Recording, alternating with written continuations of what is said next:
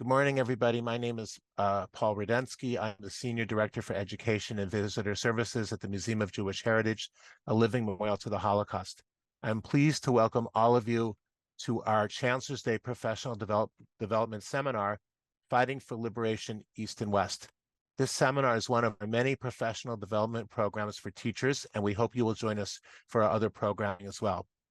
80 years ago today, June 6, 1944, thousands of Allied troops landed in Normandy, France. It was one of the most memorable moments of the war. By April of the following year, those Allied soldiers reached the concentration camps of Germany, and tens of thousands of people were liberated. Together with the Soviet forces in the East, including the partisan brigades, these troops led the victorious fight to defeat Germany and the Nazi regime. Today, we will join the Allied forces as they liberated the East and especially as they liberated the West. We will learn what they saw and feel what they felt. Bonnie Gurevich, Museum Curator and Archivist Emerita, will discuss the experiences of American liberators during World War II. After Bonnie's talk, we will present the recorded testimony of a Jewish partisan, Lyuba Abramovich. Following Luba's testimony, Natalia Aleksiun, Professor of History at the University of Florida in Gainesville, will examine Luba's testimony and discuss how it illuminates the efforts of liberate themselves. And I would like to say that I'm especially grateful for Bonnie and for Luba for being here. Both of them have been my teachers, and especially Bonnie has been a mentor. And I'm so grateful that you're here and joining us with an extremely important topic on this really momentous day. Let me just tell you the schedule. In a moment, I'm going to hand the virtual mic over to Bonnie, and she'll be speaking for about an hour and a half, maybe an hour and 40 minutes. We'll take a break. Then at 10:55, we'll hear Luba's testimony that's been pre-recorded. And then at 11:30, we'll hear from Natalia Aleksiun. I hope that you found today's seminar stimulating. If you have questions, please submit them into the chat, and we'll try to get to as many questions as we can. Following the program, we will send out an evaluation form and a CTLE application. Even if you are not applying for CTLE hours, please let us know what you thought of the program today. Again, I'm grateful to Bonnie Gurevich and Professor Aleksiun, who have taken time out of their busy schedules to join us. Now I'd like to just tell you a little bit more about Bonnie Gurevich. Bonnie Gurewitsch, again, is the Curator Emerita of the Museum of Jewish Heritage, a living memorial to the Holocaust. She has been involved in Holocaust education and research since the early 1970s. She retired in 2013 after a long career as an archivist and curator here at the museum. At the museum, Bonnie curated many exhibitions, some of which won national awards. Her publications, all based on oral history of Holocaust survivors, include The Liberators, Oral History Manual, Mothers, Sisters, Resistors, and Daring to Resist. Daring to Resist was our exhibition about resistance in the Holocaust. Bonnie has served as a consultant on several oral history projects, and her essays have appeared in scholarly journals and publications. And again, I am delighted that Bonnie has taken time out of her busy schedule to join us.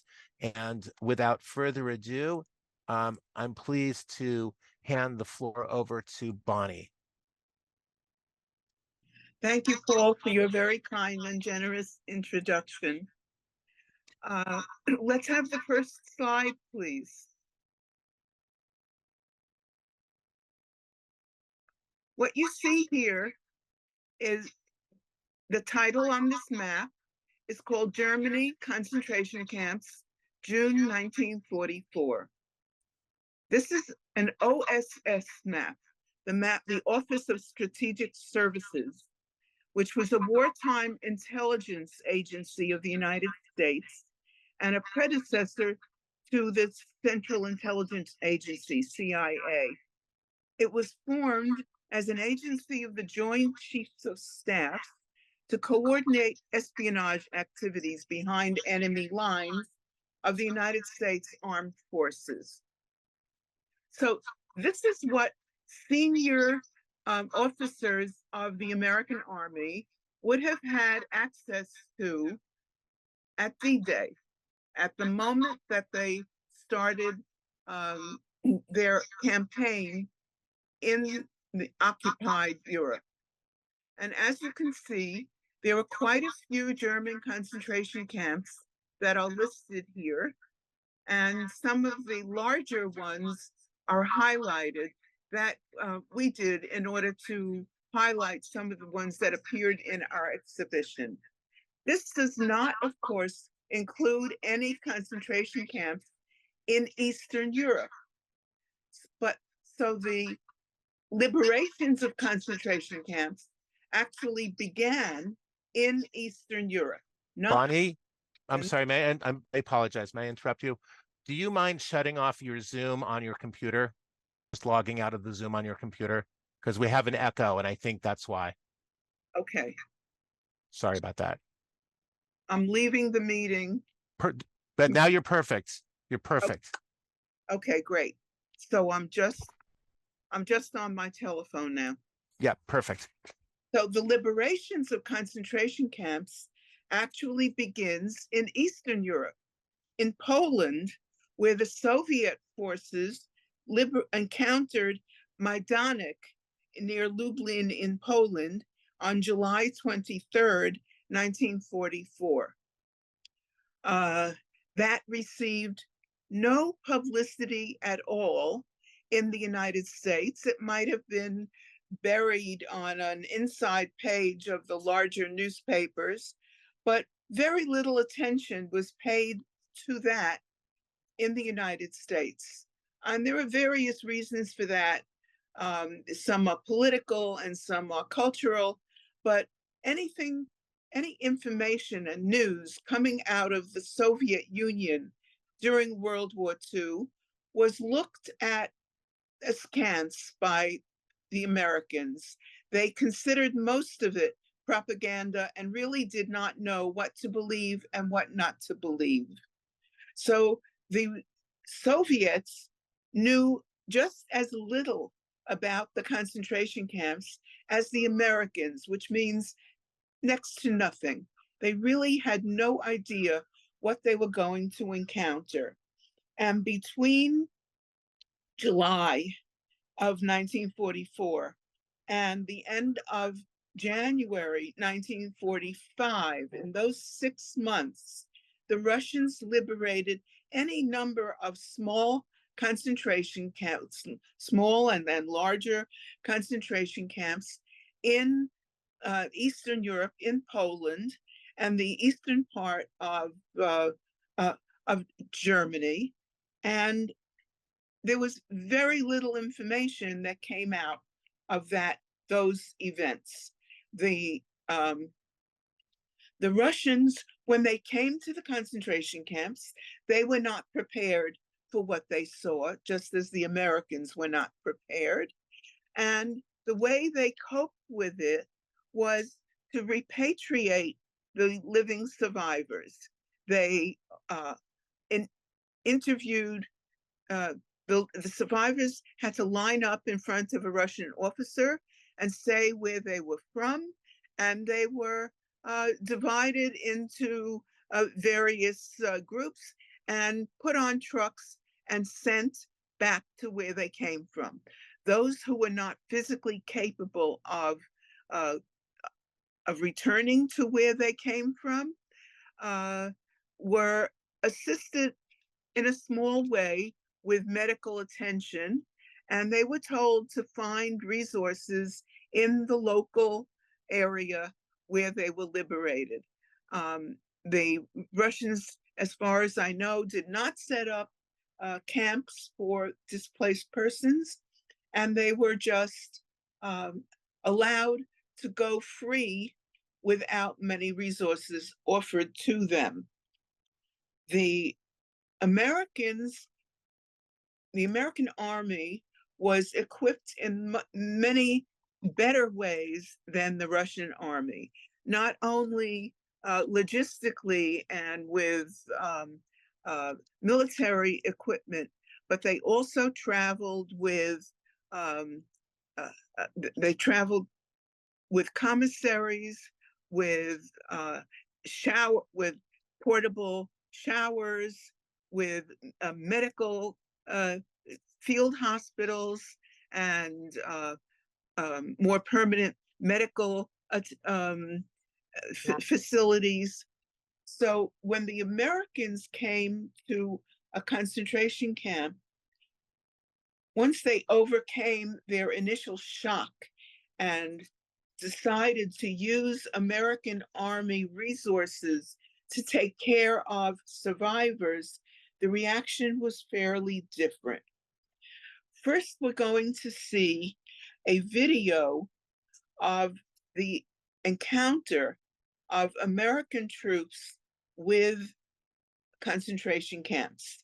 This video was assembled from the video oral history of American liberators. So the narration is in their own words and in their own voices, and the visuals are the photographs that American soldiers took when they encountered the camps and when they called for a backup from the units that were capable of helping to take care of the survivors. So I'm warning you that some of the images are very difficult to look at. And if you find that it's too upsetting, just close your eyes or turn your head away. Some of them are really hard to tolerate. And the reason why we included them in this video is that we wanted you to understand seeing is much more convincing than hearing that it's very bad.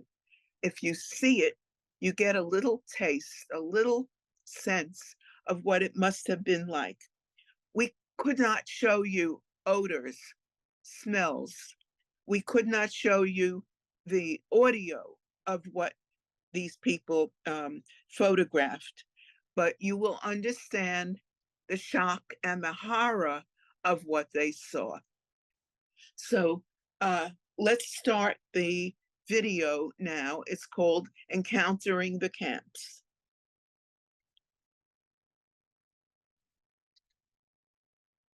All right, Bonnie, I am going to start this. Let me know if the audio works. I think I may have to reshare. Let's try it out. Give me a thumbs up if you can hear it.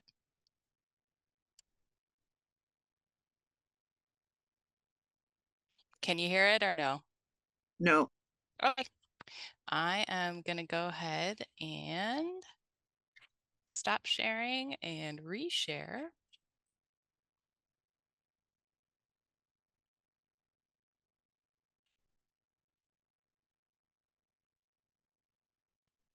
There we go. And now we should be back in action. As we got over the hill, we experienced a tremendous odor of rotten something. We didn't know what they were, but it was a terrible smell. I remember the combination of the smell of gasoline from our vehicles and the stench of human flesh. It still resonates in my nostrils. We couldn't see too much, but we knew that there was a fire in the camp. The lead tank broke through the gate, and we dismounted and ran into the camp. And the first thing we saw were bodies all over the place. It was staggering, staggering. The minute we walked in, we knew that something terrible had happened here. And when you saw the bodies laying there right there before you, I didn't know what to say. There was a long bonfire. They laid cordwood down. Bodies, cordwood, and poured gasoline over the whole thing and set it on fire. You could see skulls sticking out, leg bones sticking out. It was just too much to comprehend. It was an explosion in your eyes and on your entire emotional system. Everybody that saw what was going on there was literally stunned into silence. I've seen horror during the war. I've seen my buddies blown apart, but it did not touch me like what I saw in the camp there of the helpless people. Nobody said you're going to see the worst thing you're ever going to see now or for the rest of your life. No one gave us a hint. We get up to this big barn, and it's this god-awful smell. You could see the lines on the door where they swept back and forth, all the machine gun pock marks. The bodies were piled 8 or 10 deep as they tried to climb out over to get away from the fire. Over 1,000 people in there. No one survived. There was a railroad track and a series of boxcars. And when I looked in the boxcars, they were full of dead people. That was quite a sight. It staggered me. I really lost my senses for a moment. As I approached the crematorium, there were dead bodies laying around, literally waiting to be shoveled into the furnace that was still hot. It was just a harrowing, harrowing sight. At least 1,000 bodies were still there, and they were naked, and we found that they had all of the gold pulled out of their teeth. There was a mountain. Inside that mountain was a V1 or V2 factory where they were manufacturing buzz bombs. The slave laborers who were in the concentration camp were there for one factory. Extermination took place by working them to death. No food was given to them, and as they died of hunger, that's where they lay. The guards would stack them in these rows. I started walking among these inmates. Many of them looked like they were old men. I've never seen people that decimated. I mean, they were skin and bone. I'd never seen anything like that before. When we walked into the barracks, a few people said, "Viva l'Amerikansky, Viva Amerikansky," and they clapped. There was so little flesh on their hands, and that sound still resonates in me. I think of all the sounds of that sorrow and pity, that's what I remember most. Given their rations to these poor starving people, and they gulped them down, and they got violently ill because they were not used to eating decent food. The women were thrusting their hands out through the barbed wire. They just wanted to touch the rescuers or the Americans. Impulsively, instinctively, I shouted out in Yiddish, "Shalom Aleichem Yidden, ihr seid frei. The war is over. I'm an American, I'm a rabbi. You are free." One of them kept repeating 3 words that he picked up from other Americans and kept saying, "I love you, I love you." The American soldiers cursed at the Germans. They were beating up the Germans. They were shooting them. As I'm there taking some pictures, the Americans took a bunch of the German guards, lined them up against the wall and shot them. Hard to believe. I couldn't wait to get my hands on the next enemy to destroy him. That was the feeling of all the guys that were with me. How could someone be so beastly to do something like that? And it gave us more courage to fight on. On the way out, where the general loudly says, "If I hadn't seen this with my own eyes, I never would have believed it." For as long as I live, I want to do everything I can to bear witness to what I saw and what my children and your children and children 1,000 years from now will know happened.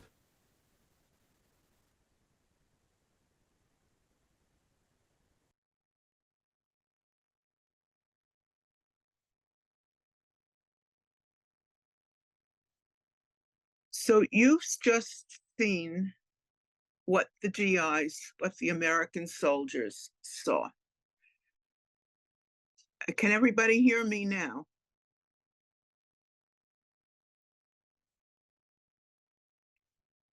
Thank you. Yep, Bonnie, they can hear you. Do Okay, you want me good. to change the slide or do you want me to leave it here? No, wait with the slides, because the next Okay. one is another video. Okay, so the shock and the horror are a little, you freeze up for a moment.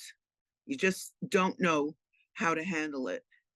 And then American Army, and so immediately some soldiers gave the survivors their own K rations, which are very high protein.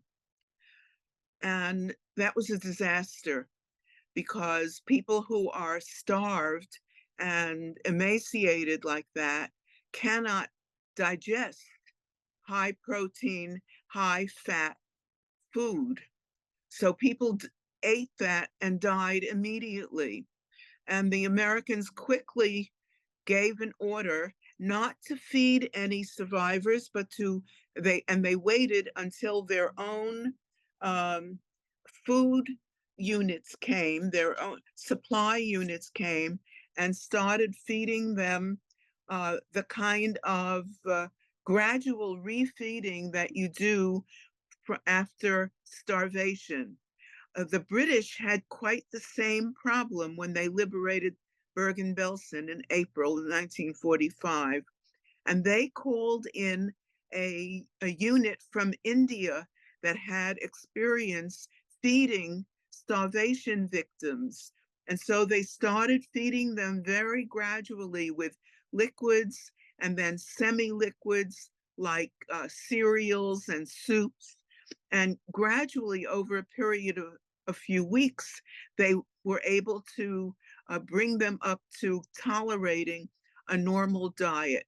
But the point is that the Americans got to work immediately to figure out what kind of food they needed.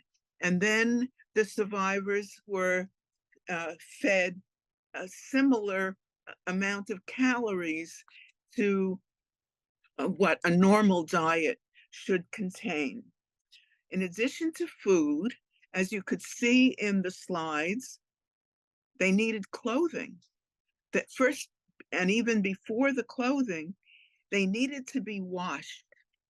They hadn't bathed or showered, sometimes in months. They were full of lice and all sorts of skin problems. So the Americans set up huge outdoor portable showers and distributed soap and towels. This was from American Army supplies. They were not prepared to deal with civilians, but the need was so great that they simply improvised with the materials that they had. So they gave them some food. They started feeding them. They first let them clean up, and then they distributed clothing. What kind of clothing did they have?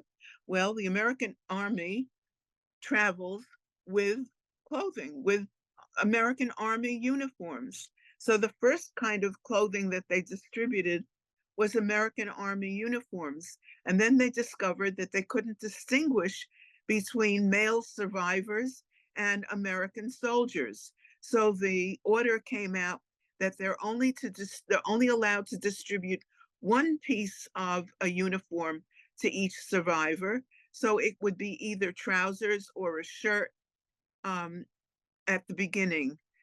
Then they discovered that the towns in Germany were full of warehouses of confiscated clothing.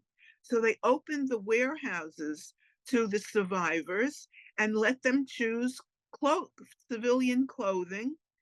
And the women were finally able to get clothing to replace what they were wearing. The women were wearing either tattered, old, torn civilian clothing that was considered not good enough to be sent to Germany, or they were wearing the concentration camp uniforms. So they received clothing and fabric material to make their own clothing, which is something that many, many European women were capable of doing. They also needed shelter. They could not remain in the concentration camp barracks, which were infested and much too small to accommodate the number of survivors. So they opened up civilian housing and German army accommodations to accommodate the survivors in clean accommodations. So in addition to the physical needs, the food, clothing, and shelter, they Jewish soldiers and Jewish American Army chaplains realized that Jewish survivors had other needs in addition to the physical needs. They had Jewish needs. They needed to start living again, not only as human beings, but they needed to start living again as Jews. And so the chaplains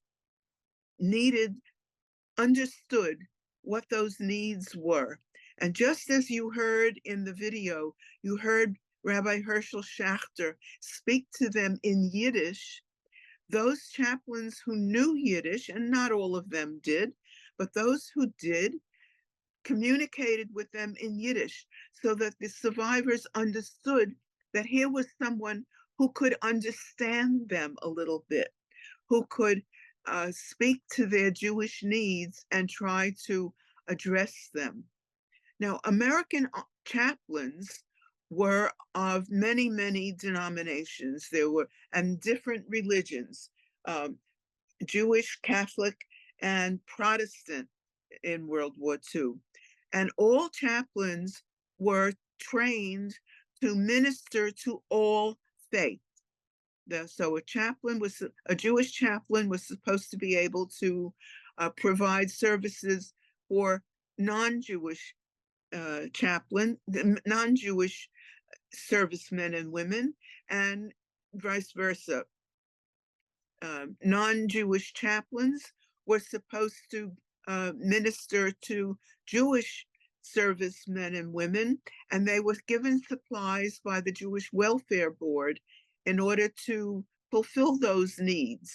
So there were abridged sidurim, there were Shabbos candles, there was matzah, and other supplies that chaplains would need to service the American Jewish servicemen and women.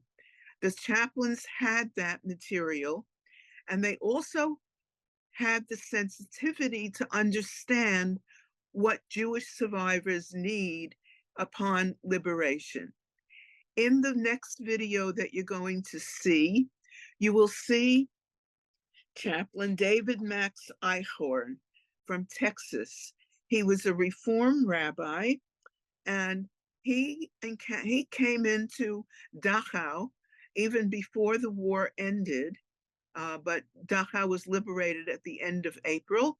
He came into Dachau and discovered that the Jewish survivors in Dachau had decided to have a memorial service for those who died.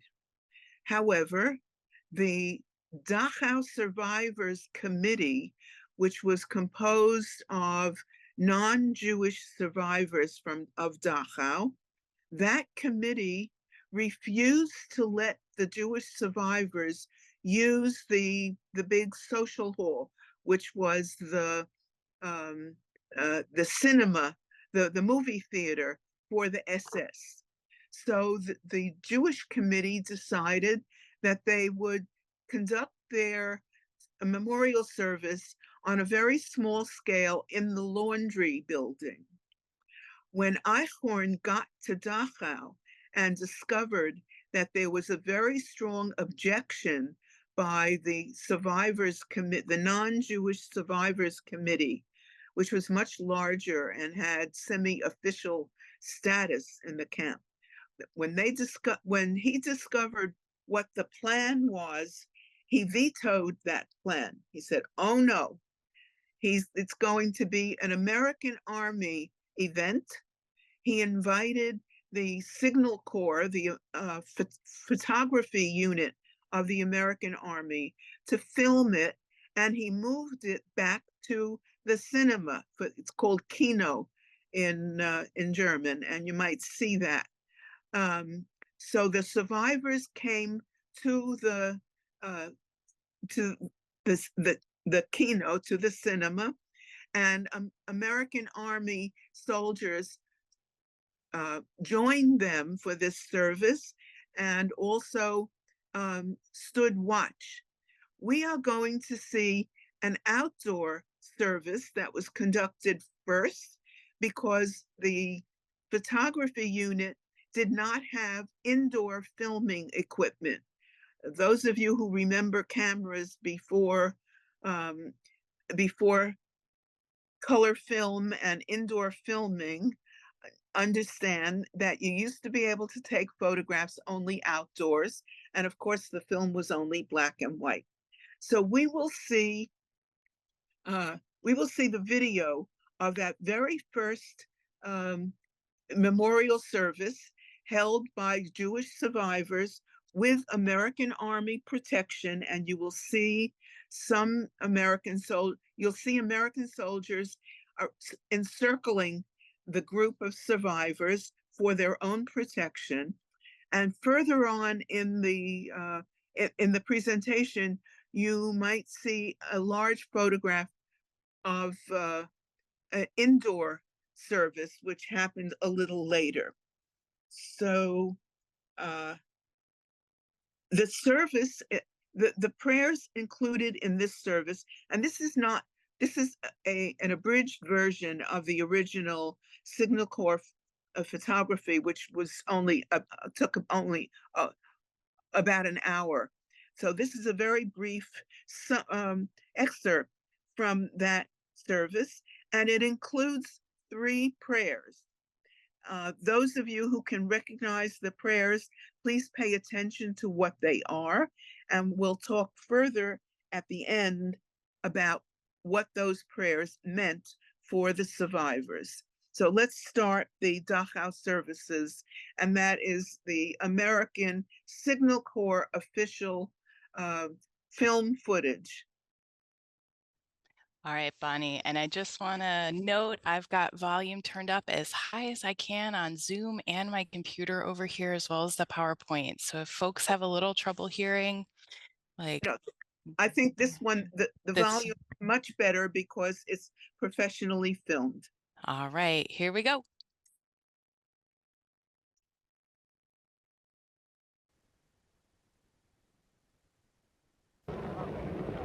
SPX Germany.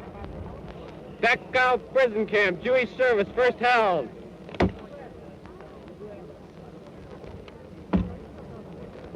Aruch atah Adonai, Eloheinu melech haolam, shehecheyonu, v'kiyemonu, v'higiyonu l'zman hazeh. Shama Yisrael Adonai Eloheinu Adonai Echad. Shama Yisrael Adonai Eloheinu Adonai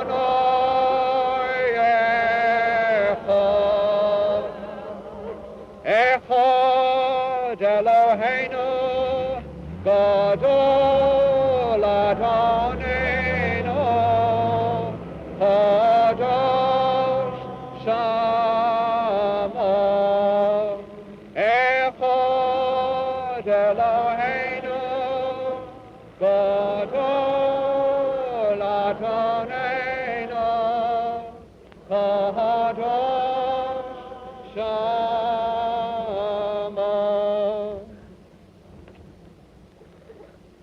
El Molei Rachamim, Shochein Bamromim, Hamsei Menucha Nechona Tachas Kanfei Hashchina, B'ma'alos Kedoshim U'Tahorim, Kezohar Horakia Mazirim, Es Nishmos Achenu, Asher Nergu Al Kiddush Hashem, Ono Ba'al Horachamim, Hasdireim B'Seser Knaf Fecha Leolamim, Utzrar B'Tzrar HaChaim Es Nishmosam, Im Nishmos HaTzadikim Ha'omdim Lefonecha, Amen V'Amen.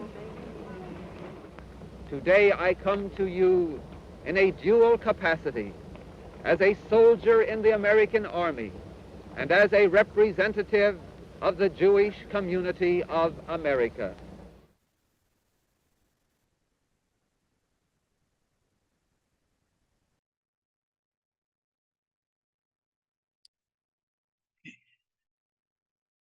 Did you notice that the crowd responded by saying Amen and by repeating some of the prayers that the chaplain was saying?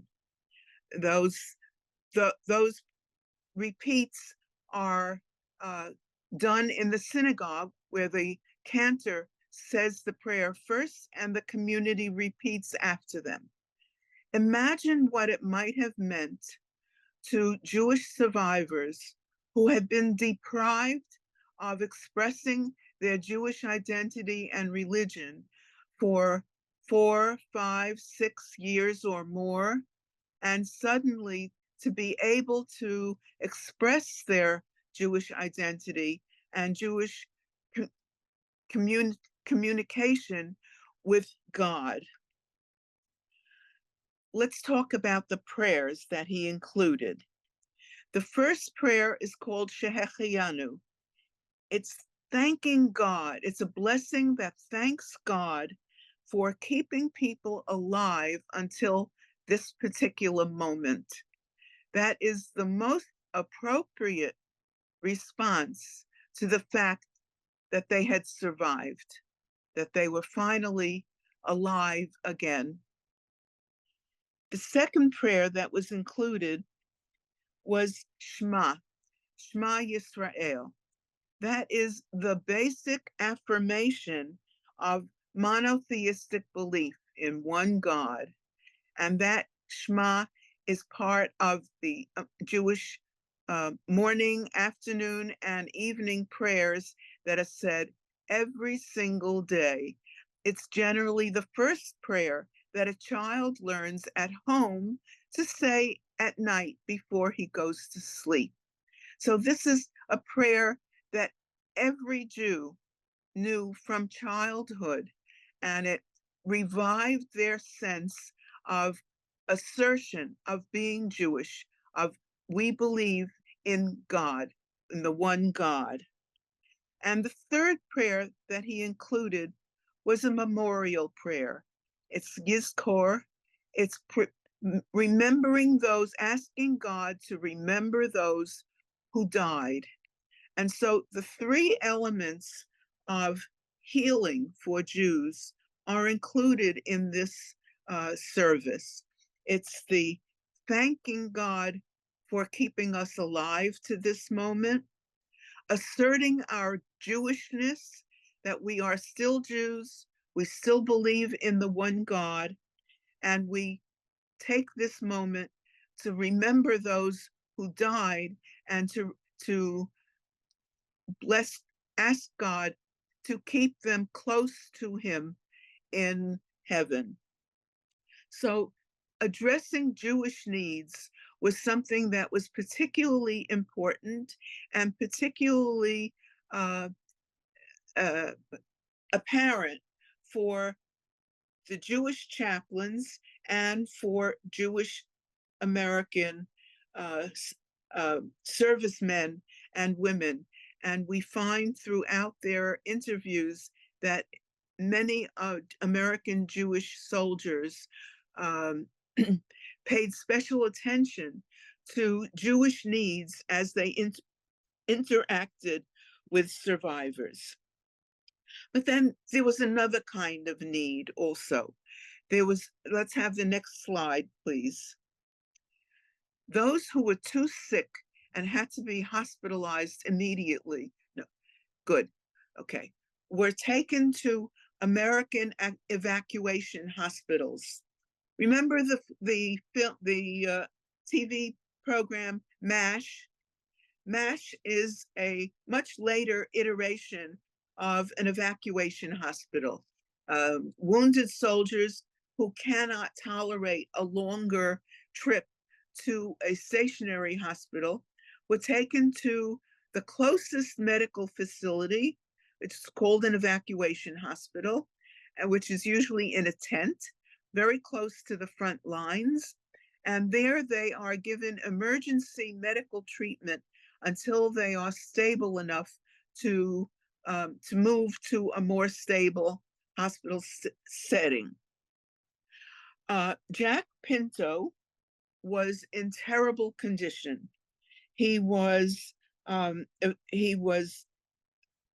an American evacuation hospital, not far from Dachau, actually. Pinto was from Amsterdam. He was a Sephardic Jew who was married and had a family in Amsterdam. And in July 1944, he took his family to London, just a minute,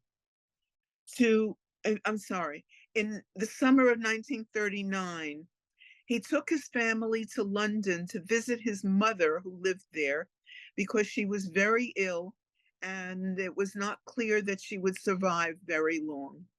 So he took his family to London and left them there, and then he returned to Amsterdam. He got caught by the war in Amsterdam and couldn't go back to London because the war broke out in September 1939, and he could no longer travel back to London to be reunited with his family. So he was in Amsterdam, and he got caught in a deportation of Jews from Amsterdam to German concentration camps. And he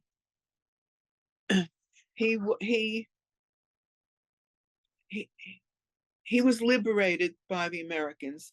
I made a mistake. He took his family back to Amsterdam. He was not the only one who went back to Amsterdam. He took his whole family back, and the entire family got caught in the Holocaust, and they were all killed except for Jack Pinto, except for the father. At the end of the war, he was in terrible condition, and he was taken to an evacuation hospital near Dachau, where a very sweet American soldier, can we have the next slide? Bill Conroe, here's Bill Conroe. He took care of Jack Pinto. Now, please go back to the previous slide, to the handwritten note. Bill Conroe was a very sweet fellow, and Jack Pinto was completely despondent. He had lost all hope. He really had no desire to continue living. He knew that his entire family was wiped out. And yet this nice American soldier was treating him as a human being, being very kind and sweet to him. He sat by his bed. He fed him the cereal and the soup. He spoke to him and encouraged him. And little by little, Jack Pinto became a little more human. He revived a little bit, not only physically, but emotionally. And at one point, he asked Bill Conroe to give him a pencil and a paper. So with this pencil and on this piece of paper that you see, he wrote a thank you note to Bill Conroe. I don't think that you can see it, but I'm going to read it to you.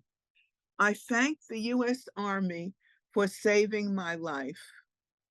The U.S. Army came like angels sent from heaven and took care of the survivors. I thank the U.S. Army for saving my life and wish them to be soon to be back home by their families.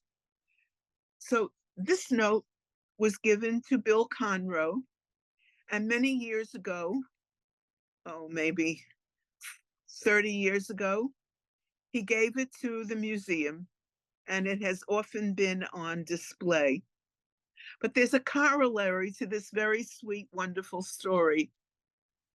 We lost track of Bill Conroe, and we had no idea where Jack Pinto was because he presumably survived. The last we knew was that he was transferred to a more permanent hospital in an army hospital in Germany. Many, many years later, I was at a reunion of survivors from the Netherlands. And there was a lovely young woman, daughter of survivors, who was helping us do oral histories, record oral history testimonies of some of the survivors. And her name was Margaret Pinto. So I took a chance and I asked her, do you know a Jack Pinto? And she said, well, I have an uncle named Jack. Maybe that's whom you're looking for. And I gave her a copy of this letter. And a couple of weeks later, I got a call from Jack Pinto. He had survived. He had remarried. He had come to the United States. He remarried and had a new family and was living in California. Bill Conroe was living in Chicago. We were able to put give the two of them contact information, and they were in contact with each other. They never met again, but they did speak on the phone, and they exchanged New Year's cards when appropriate. So that's a lovely, sweet, happy ending for this encounter between an American Jewish soldier and the survivors. So what happened with the women? Let's see the next slide after Bill Conroe. The Americans opened the local warehouses to provide cloth and clothing for the women survivors because they didn't have anything in their own supplies. They even supplied wedding dresses, which were in those warehouses, or white cloth, usually even parachute cloth, for women to make themselves wedding dresses. A survivor called Fania Bratt made this blue and white checkered dress after her liberation, and she called it her liberation dress. Notice how small it is. It's not a function of the photography, but she was really very small. Look how narrow that waistline is.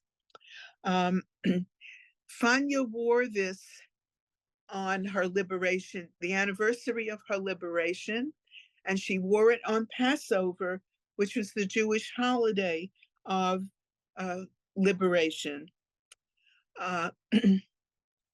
Okay, so many of the women were able to find clothing or fabric to make themselves clothes, or to start with clothes and to change from the rags that they were wearing to civilian clothing. And then the next need was to find my family. Next slide, please. They were cut off from any information, from any news. They had no idea what happened to their family unless they had actually seen their family being killed. So Edith Horowitz, who was a teenager when she was liberated and only a child when she was when the Holocaust began for her, she managed to return to the Polish town where her family had lived. Getting from one place to the other after liberation was very difficult. There were no buses, there were no private cars. Trains were running very irregularly, and they were so overcrowded that people often had to stand between the cars or try to ride on top of the cars. There were no, you couldn't get a train ticket. The whole, the infrastructure in Germany was really destroyed. So trying to get from Germany to Poland was a very great challenge, and many people walked most of the way. Edith Horowitz managed to return to the Polish town where her family had lived. She found Polish people living in her house, using their furniture, eating off her mother's dishes. And she asked the people who lived in the house if she could have something from what's left there in her house. First, they offered her a little pillow that had been in her son's crib, but other babies were using that pillow and it was smelly and dirty, and she didn't want it. She took one item. She took this little Hanukkah menorah. It's really tiny. It's like a child's toy Hanukkah menorah. But it was very precious to her. It was a symbol of the family that she had lost, a symbol of the community that no longer existed, and her entire pre-war life, the happy experience that she had as a young child, and the warmth and the tradition that she grew up with. She gave it to the museum so that it should be a symbol for museum visitors, not only of her life and her background, but a symbol of a lost civilization of pre-war Jewish life in Europe. Okay, let's have the next slide, please.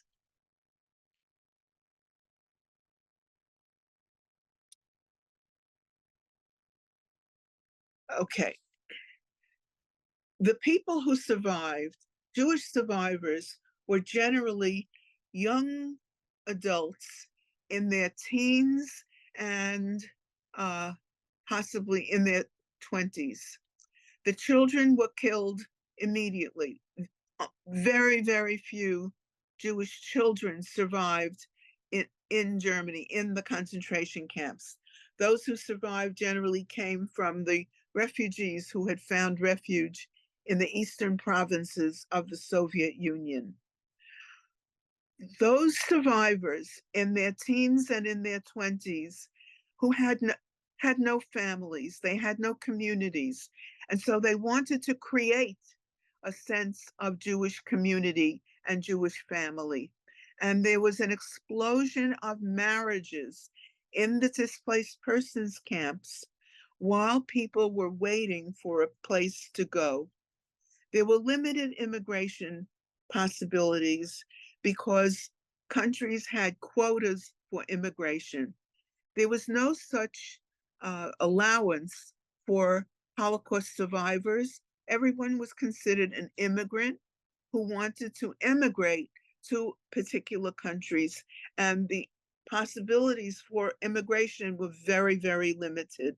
Just to give you an example, the combined quota in America for immigrants from Germany and Austria was less than 2,500 people per year. The quota for Poland was about 250 individuals. So you could imagine, with thousands of survivors needing to go someplace, the quotas in the Western world were minuscule. They could not go to Palestine in any large numbers because the British, who were in charge of the mandate over Palestine, tightly controlled immigration. And immigration to Palestine was limited to 1,500 people a month. So again, that was very inadequate. The survivors quickly found partners and decided to get married. Better to be with someone than to be totally alone. Jewish people get married under a canopy called a chuppah. The Jewish community in Israel, in their sewing and embroidery workshops, made many chuppot, many of these canopies, and sent them to the DP camps for use by survivors at their weddings. So it's a piece of cloth, a decorated piece of cloth, large enough for two people to stand under it. And it was held up by 4 poles. And the wedding ceremony, the principals in the wedding ceremony stood under that chuppah. The chuppah is a symbol of a home, the 4 corners and the roof that survivors hope to build Jewish homes and Jewish families. The embroidered words on this chuppah is a quote from the prophet Jeremiah, which describes a time when the sound of joyous wedding celebrations will be heard. And that, of course, is appropriate for the weddings in the DP camps, except that they were not so joyous. And let's see the next slide, please.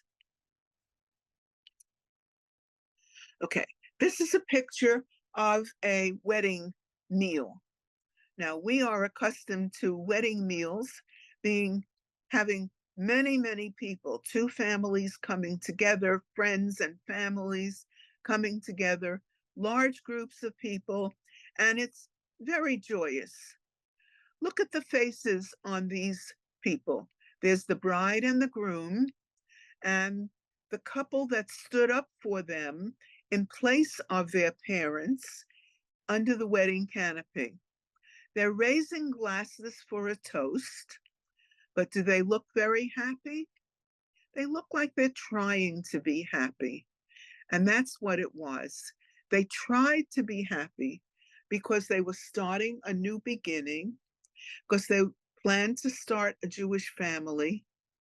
But look what was missing. They had no parents. They had no cousins.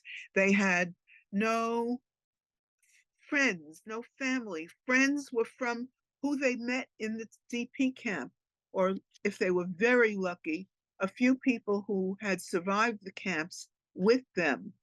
So the weddings were a bittersweet affair, and not all the couples were so appropriate because it was very quick decisions to get married. I'm alive, you're alive, let's get married. And some of these marriages were not really suitable or successful, but the goal was to start living again and to start a family. Next slide, please.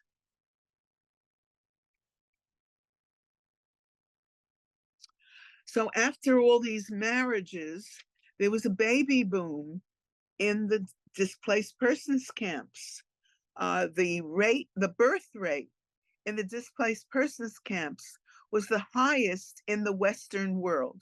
I'm not talking about Africa or Asia, but in the Western world, the displaced persons camps birth rate was much higher than any other Western country. And that was an assertion of life. We're alive, we're married, we're going to have children, we're going to raise another Jewish generation, and Jewish continuity will be assured. Each child was considered a miracle for several reasons. First of all, because women had suffered terribly physically in the concentration camps or in hiding, or even in the eastern provinces of the Soviet Union. Their diet was minimal.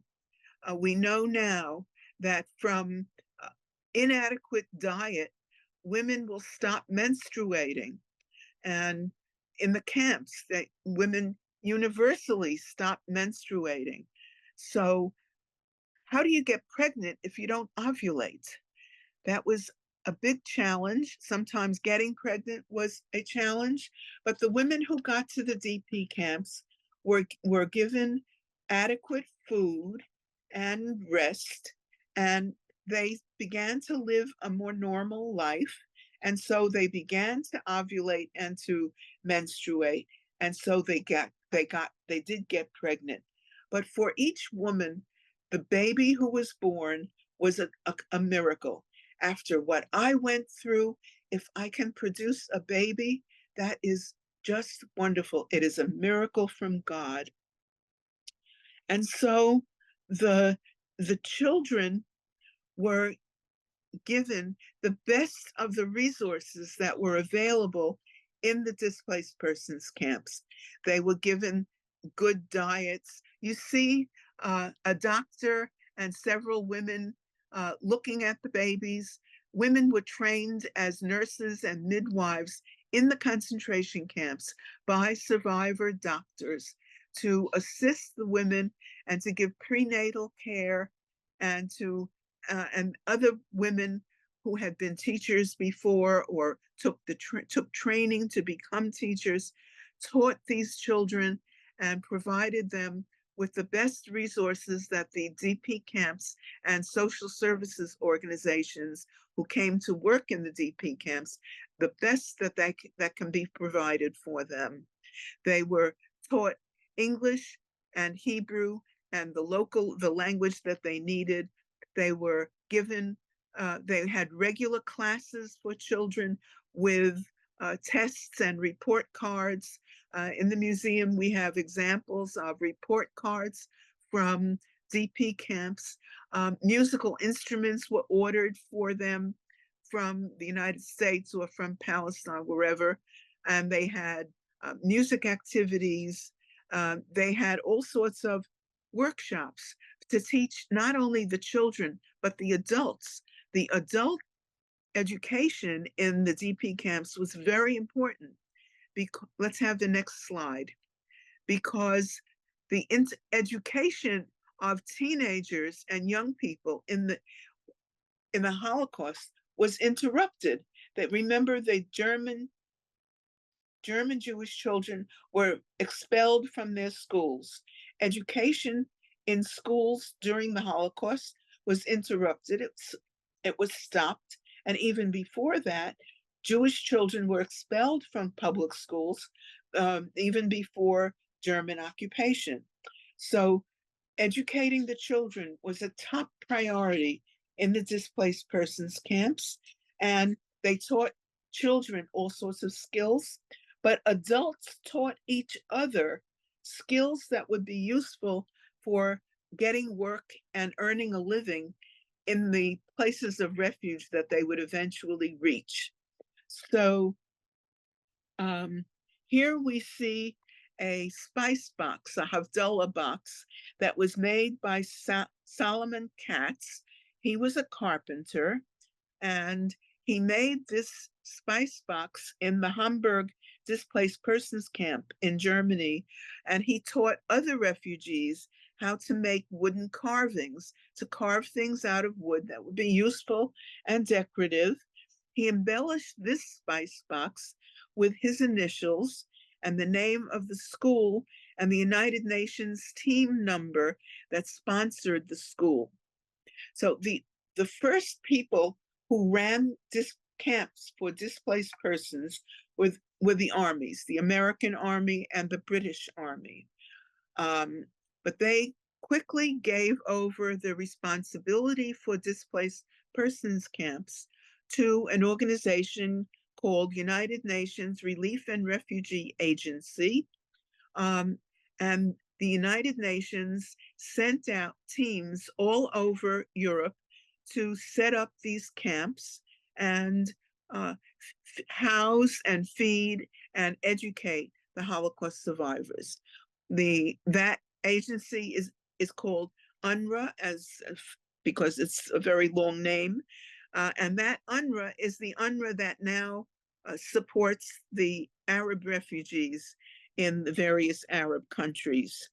So their initial mandate was to take care of the survivors of the concentration camps in World War II, Jewish and non-Jewish, and give them the skills and the resources to make new lives for themselves. As I mentioned before, Jewish survivors had particularly Jewish needs and needed certain resources to satisfy those needs. Let's have the next slide. One of the important needs was to find their here's an example, excuse me. Here's an example of a sampler made by a little girl in a DP camp, where she was taught different embroidery stitches. In general, the girls were taught sewing and embroidery, which was a useful skill no matter where they went, and even within their own families. Okay, let's go to the next slide. Okay, here we see a Yiddish newspaper. It's called Jewish Times. Zeitung is Times, and it is a newspaper printed in a DP camp with news of interest to the displaced persons in the camp. There is news coming out of Palestine, and most importantly, on inside pages, there are lists of survivors in the camps, the displaced persons camps, and in Jewish community centers that resumed functioning in cities with larger Jewish populations. They printed lists of survivors, and they would post these lists on the walls of the Jewish community center rooms so that people who reached there could look for names of people in their own family to find out if anyone survived from their family. It was extremely important. And there were so many lists that eventually these lists were published in bound volumes, and there were many volumes, something like 10 or 12 volumes, lists of names of survivors. Nobody edited these lists, so the chances are that the same names probably appear on several lists, but the lists were scattered in different places. In the days before computers, there was no way of organizing information so that it would be available to everyone. So people simply had to go from camp to camp, from city to city, looking at these lists and trying to find out what happened to their family members. Where did they get the Hebrew type in order to publish a newspaper in Yiddish? Eventually, it took some time.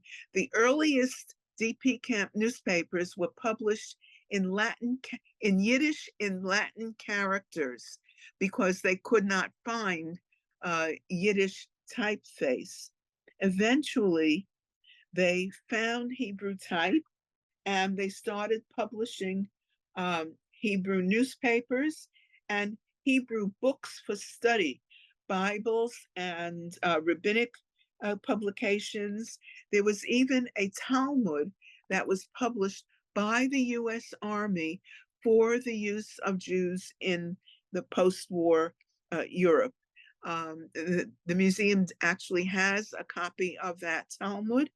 There were also Jewish social service organizations, one of which is called the Vad Hatzalah, that came from the United States to work with the survivors and provide resources for them so that they could resume living Jewish lives. The Vad Hatzalah also published prayer books and rabbinic publications for the use of the survivors, and several of those are on exhibit in the core exhibition. So immigration was a big problem because Western countries had quotas and allowed only limited number of survivors to enter. So where did they want to go? Most survivors wanted to go to Palestine. There was a community of about 500,000 Jews living in Palestine since the late 1800s. There were always Jews living in Palestine, even during the years of diaspora and exile. There were always Jews living there. But in the late 1880s, larger numbers of Jews started coming to Palestine with their Western skills and expertise, and the Palestinian economy grew. New cities were developed, cities and agricultural settlements, and there was a community of close to 500,000 Jewish settlers in Palestine under the British mandate during World War II and afterwards. However, the Arab population objected to large numbers of Jewish settlers coming into Palestine. So in order to placate the Arab population, the British limited the number of Jewish immigrants to Palestine to 1,500 a month. And so people were waiting in the displaced persons camps for visas to go to the United States or other Western countries, or immigration certificates to go to Palestine. Why did they all want to go to Palestine? Palestine is the Jewish Holy Land, and Jews have been educated and brought up with the knowledge and the feeling of closeness to Palestine as the land that God promised the Jews to be as their inheritance. So the prayers that are said 3 times a day and all the holiday observances are all centered on Palestine, on the Holy Land, which at that time was called Palestine. So there was actually a vote, a plebiscite taken under the auspices of the United Nations in the DP camps to ask people, where do they want to go? And we have examples of that, of the ballots in that vote at the museum, and they may be on exhibit. So there were 3 choices on that ballot. Where do you want to go? To the United States, to another Western country, or to Palestine? 90% of the people in the DP camps voted to go to Palestine. In 1947, the United Nations voted to partition Palestine into a Jewish state and an Arab state. The Jewish community in Palestine and the representative Jewish community around the world accepted that proposal. The Arab community in Palestine rejected it. Eventually,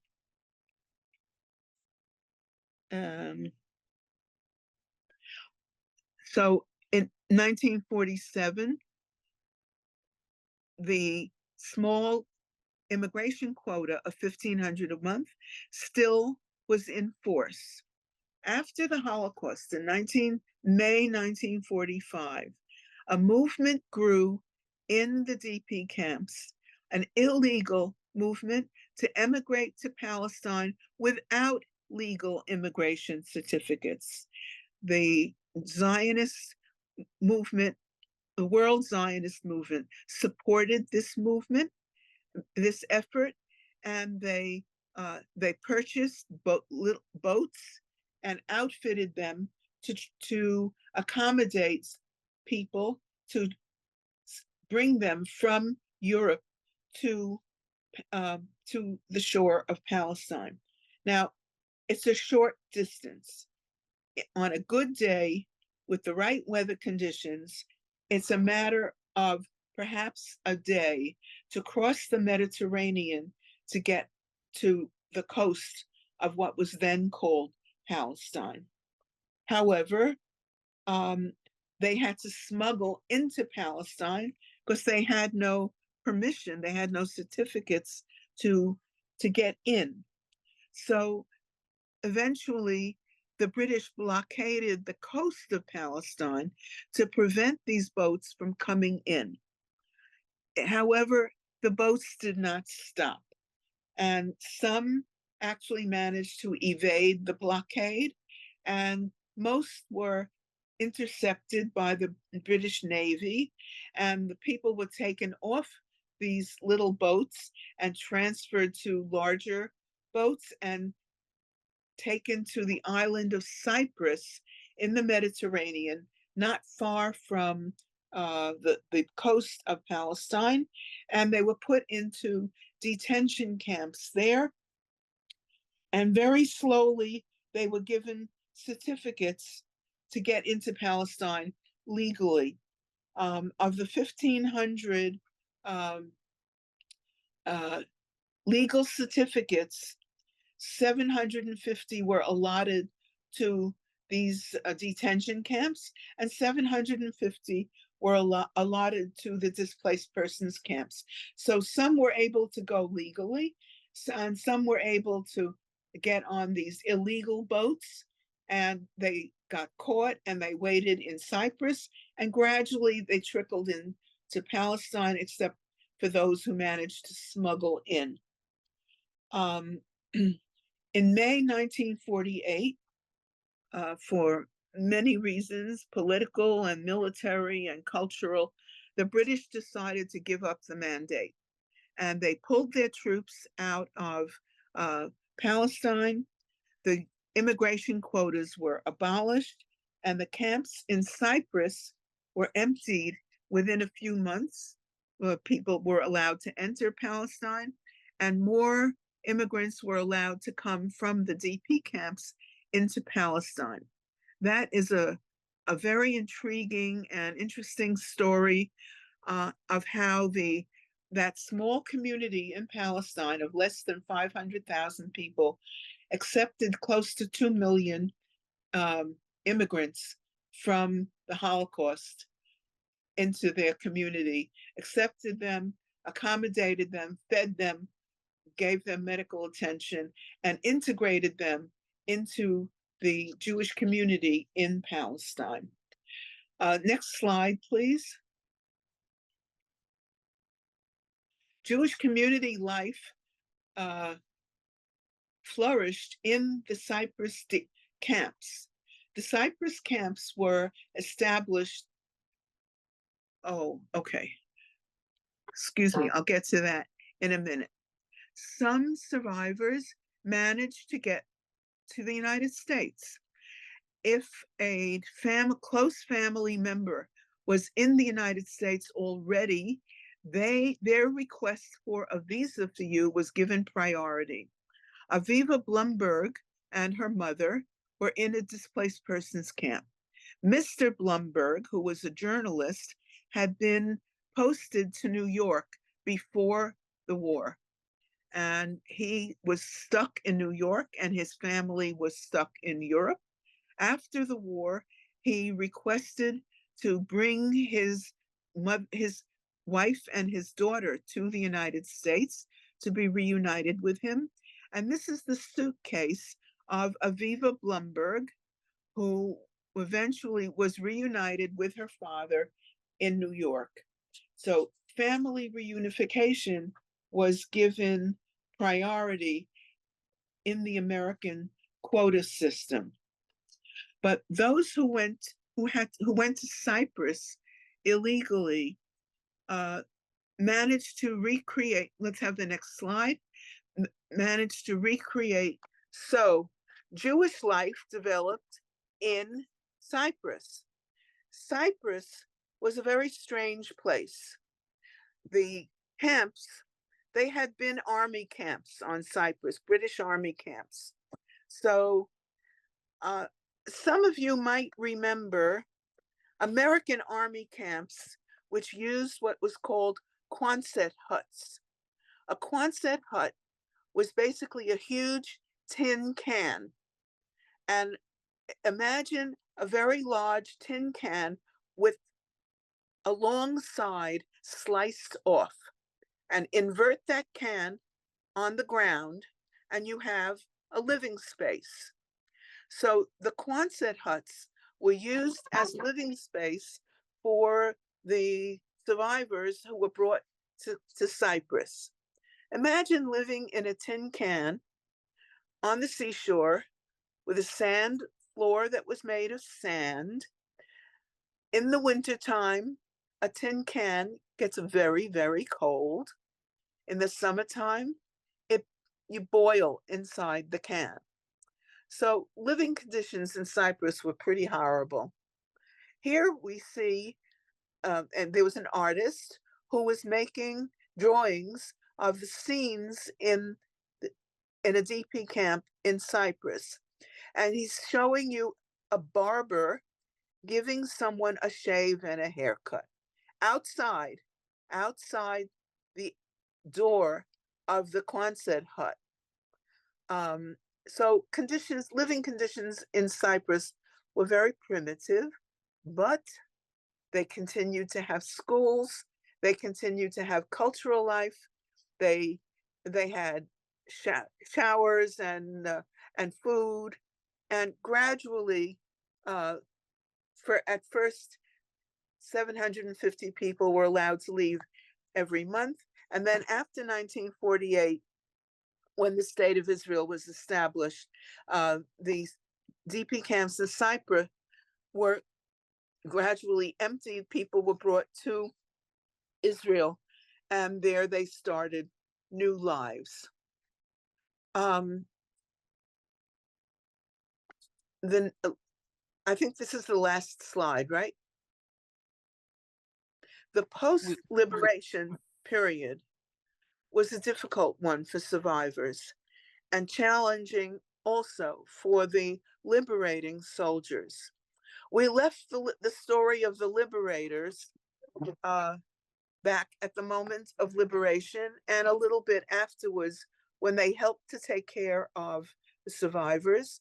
They established the DP camps and then soon gave over the responsibility for the DP camps to the United Nations.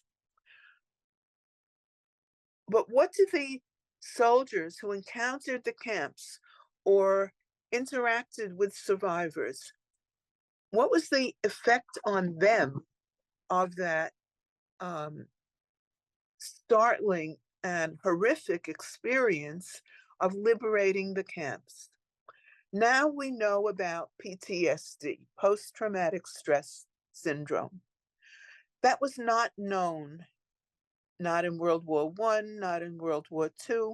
It was only in the in the latter years of the 20th century that psychology caught up with this new phenomenon of the trauma that survivors experienced, and the liberators experienced it as well. Anyone could experience post-traumatic stress syndrome, which is called PTSD. Anyone can experience that if they've experienced a trauma, and it could be an encounter with a robbery in your house. It could be the loss of a parent.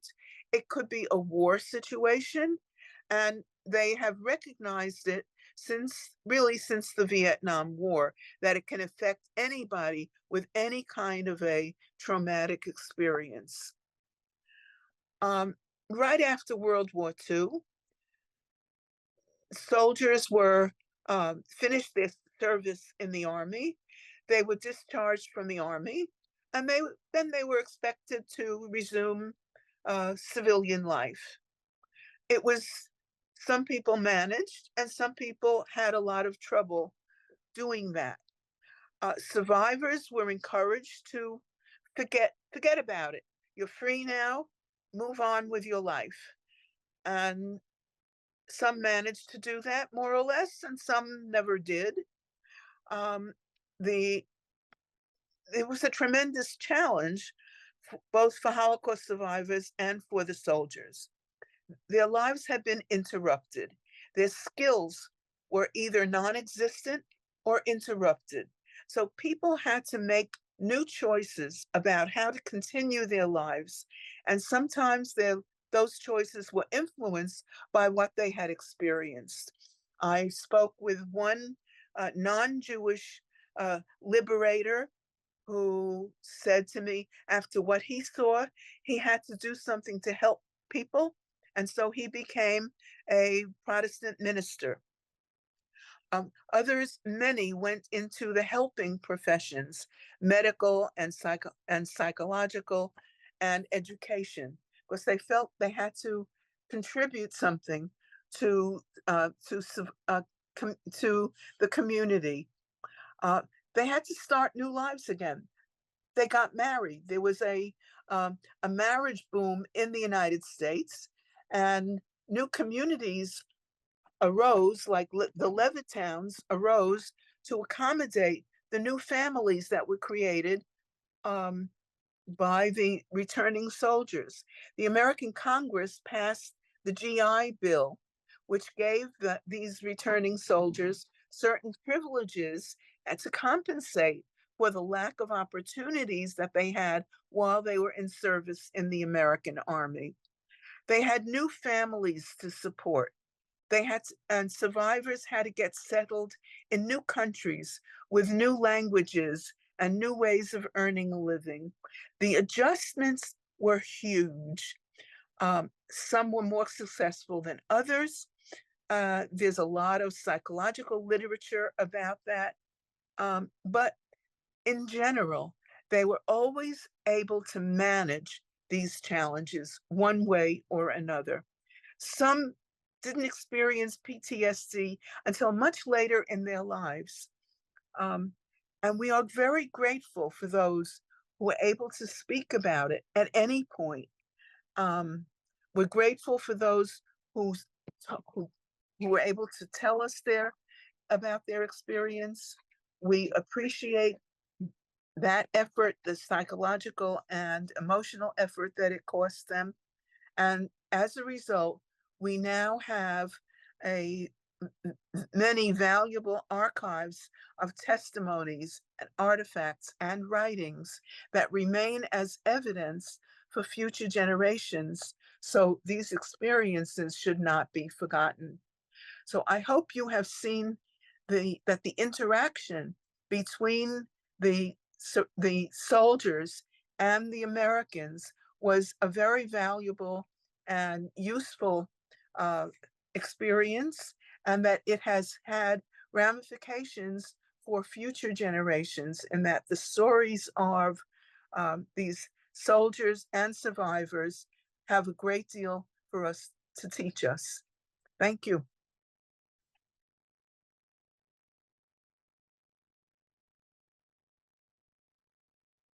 Okay. A really wonderful presentation. It's always inspiring to hear you and hear what the soldiers went through and how the survivors were able to slowly start to get their lives back together. You know, even though this is really 80 years, little bit, well, 79 to 80 years after the fact, nevertheless, it continues to inspire. It really does. And such an extraordinary event, and you presented it very, very well. We have time for maybe one or two questions. I want to also make sure that we have time to take a break before our next segment. If anybody wants to post a question in the chat, and if Bonnie, if you're up to answering questions. Yes, I'll be happy to.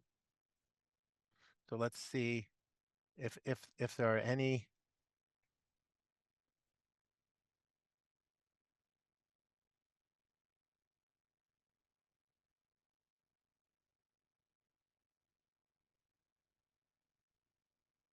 Okay, sometimes it takes people a few minutes to formulate the questions. Right.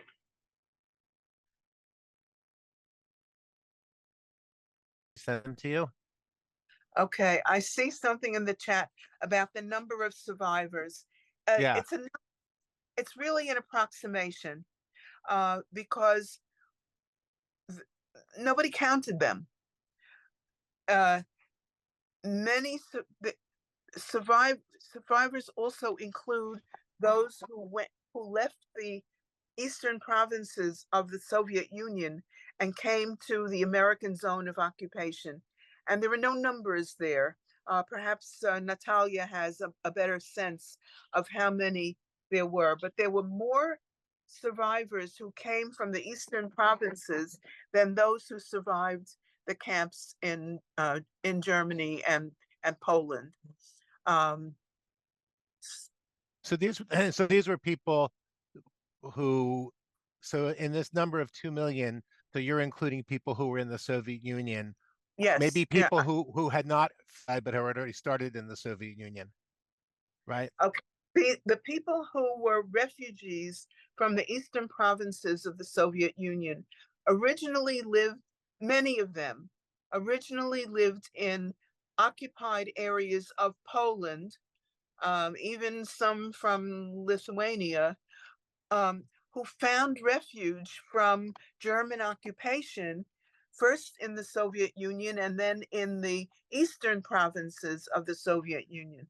Soviet Union itself took occupied parts of Poland, the eastern parts of Poland, and the Soviet Union exiled thousands of Jews from eastern Poland to Siberia and northern provinces. And when those Jews were able to travel, many of them found refuge in the eastern provinces of the Soviet Union, the provinces that end in the letters STAN, Uzbekistan, Kazakhstan, etc.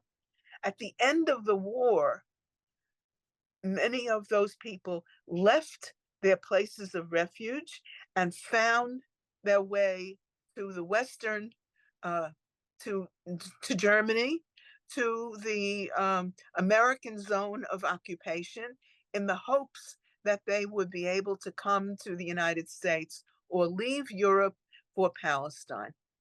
Got it. Okay. I'm just I have a bunch of questions here. I just want to see which ones are most okay. So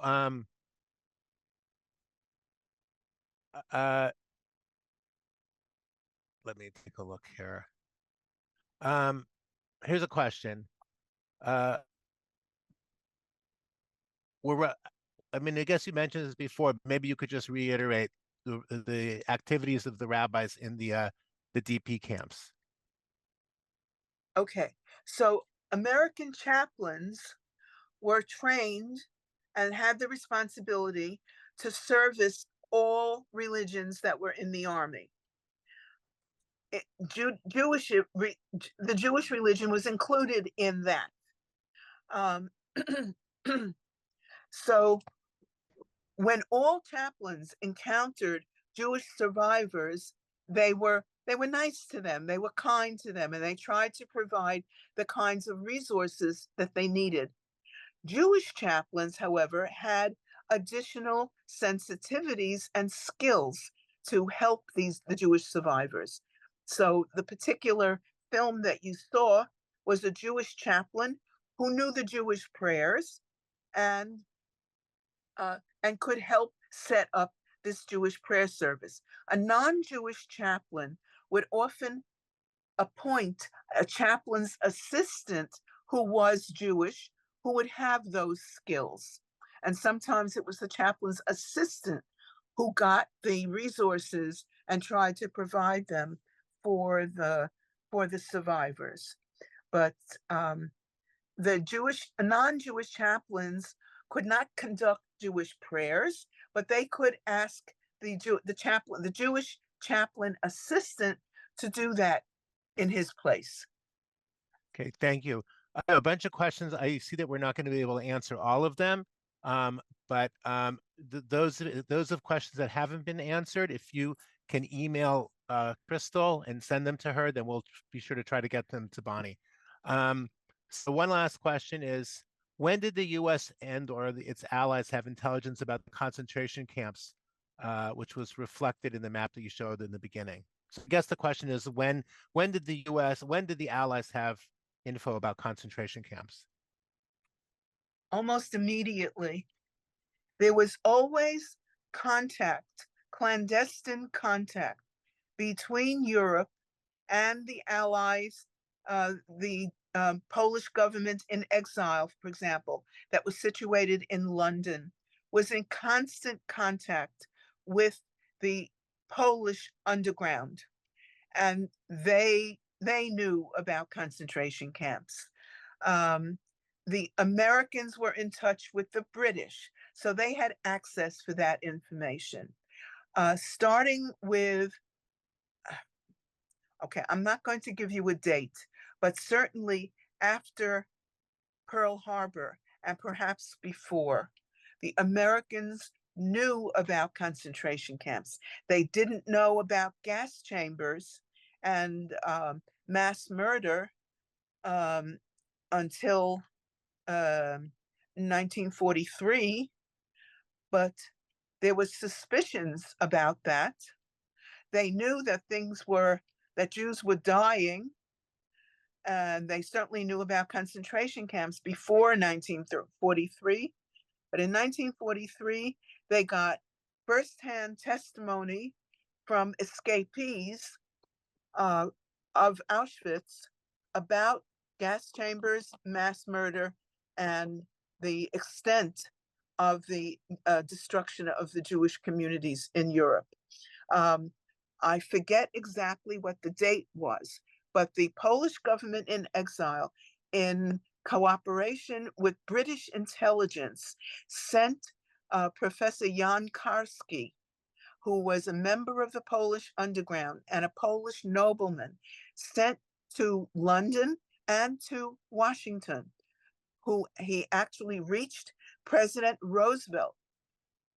It was, I think, sometime in 1940. I'm not going to give you a date because I don't remember it accurately, but he told them about the mass murder. He was an eyewitness to it in the Warsaw Ghetto and in one of the death camps. So he saw it with his own eyes, and he came to the United States to raise the alarm. And Roosevelt said to him, "I hear what you're saying. I don't believe you." And he said, "Do you think I'm lying?" And Roosevelt said, "I hear what you're saying, but I can't believe it. I have no way of believing it. And you should know that we will win the war, and that will save your people." So that was not, it was not an effective response. And the attitude of the United States and of the British was that they would win the war, and that would solve the problem of mass murder. Of course, by the time they won the war, there weren't many left. Bonnie, thank you so much. I know we just lost connection, but hopefully we're all back connected. Bonnie, thank you so much for a really moving and rich and important presentation. And the truth of the matter is, there's so much to talk about. We could really speak about these things all day long. But I think this is an excellent start and an excellent way of beginning our program today. So I'd like to, we're going to take a break for about 10 minutes. And we're going to come back at about 10:55, and we're going to listen to the testimony of Lyuba Abramovich. I'll give an introduction when we start that, but so if people could, stretch, use the restroom, and then be back here at 10:55. And Bonnie, again, thank you. You're welcome. It was my pleasure. Ours as well. Thank you. Thank you, Bonnie. Thank you. Thanks for Crystal for all the technical help. You're a pro, Bonnie. You did great. These are new, improved hearing aids, and they're great, except that the Bluetooth interferes with the computer, and I have to find out how to handle that. Okay. I have them for about a week. So, Okay. and What? I'm happy with them, but I see that there's a problem. We made him work. We made it work. Yeah. Okay. See everybody in a few minutes. Okay, I'll be back. I'm going to come back. See you folks back at 10:55. Please stay logged in. We'll be on this same Zoom. Okay, great. Okay. Hi, everybody. Welcome back. Thank you so much for joining us for Bonnie's presentation. And I'd like to introduce now the next part of our program, which is a testimony from Lyuba Abramovich. And let me just tell you a little bit about her and a little bit about this testimony. So Lyuba Abramovich was a member of the Speakers Bureau here at the Museum of Jewish Heritage for a number of years. During World War II, she was a member of the partisans in Belarus. She actually grew up in Slonim, which is a town in Belarus. I had the good fortune of getting to know her, and she was really an extraordinary person. I just want to point out that when the video was made back in, I think, the early 2000s, if I'm not mistaken, the late 90s, probably the early 2000s, we did not anticipate that we were the audio quality and the video quality is not great. However, thanks to the efforts of Elizabeth Edelstein, it has been captioned, so you'll be able to at least read the text of her words, and I think that'll be worthwhile. I will also see what we can do about making sure the volume is adequate. And after the testimony, which is about 37 minutes, Professor Natalia Aleksiun will talk about the testimony and more generally about the partisans. So without further ado, I'd like to ask Crystal to roll the video.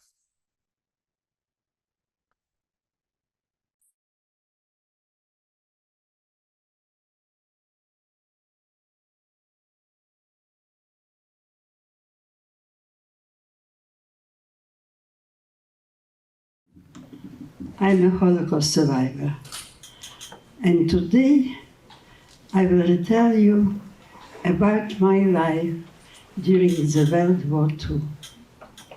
In 1941, I was a young and very happy mother.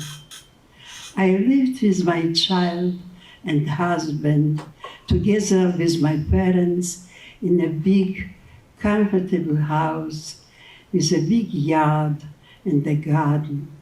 It was spring, and I was looking for a place near a forest and a river to spend the vacation. But on the 22nd June, we were awakened by an air raid of the German bombers. I grasped my child they were, because our town was an old one, and the buildings were made of wood. The first days, on the second or the third day, our house, the beautiful and comfortable house, was destroyed completely. I had to look for a place to live. We found a place, a big room without furniture. The first days we were looking for food, for bread, for potatoes and so on, but we could not. Everything was banned. As soon as the German administration was established, on the walls of the houses appeared notices where it was said that the Jewish population must be registered, that we have to give away the radio sets, every piece made of gold and silver, that we wear yellow David stars on the breast and on the back. We are not permitted to walk alone over the street. We have to go in columns accompanied by policemen on assessment. It killed our dignity. We did not know what to do, to whom to talk. And on the 24th day of the occupation, the first action was committed. 1,500 young, healthy, and innocent men were brutally killed. They came into the houses and ordered the men to run to the old market. There they checked their pockets, took away documents, and ordered them to sing Jewish songs and dance. As soon as the Rabbi Fine heard about it, he ran, he came to the place. He wanted to talk to the organizer, but nobody wanted to talk to him. They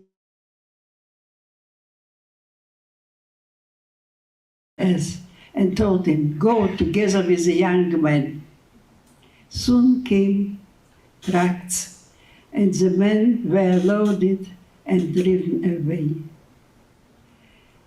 It was no border to our sadness. We did not know what to do. We did not know where they were buried.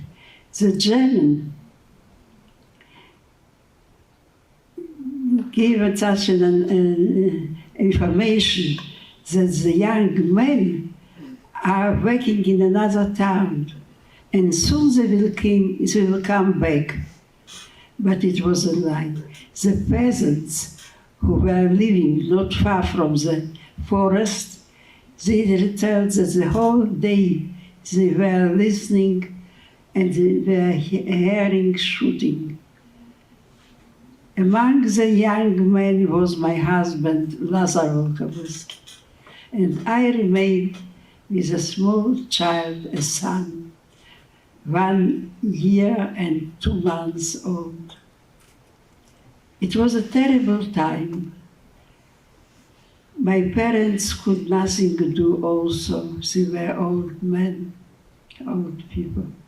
And some people began to think about resistance. But what does it mean, resistance, if you have such an enemy? But in Slonim, when the Red Army, when the Soviet Army left Slonim, they abandoned a lot of arming, a lot of weapons, and the German took it all together and put in a big house called Beutenlager. Beutenlager, it means a camp for captured weapons. And they ordered the Jewish men to come every day and work with the weapons. When the men came and saw so much of it, they realized that it is the place they needed. Among them was one man, and middle-old man,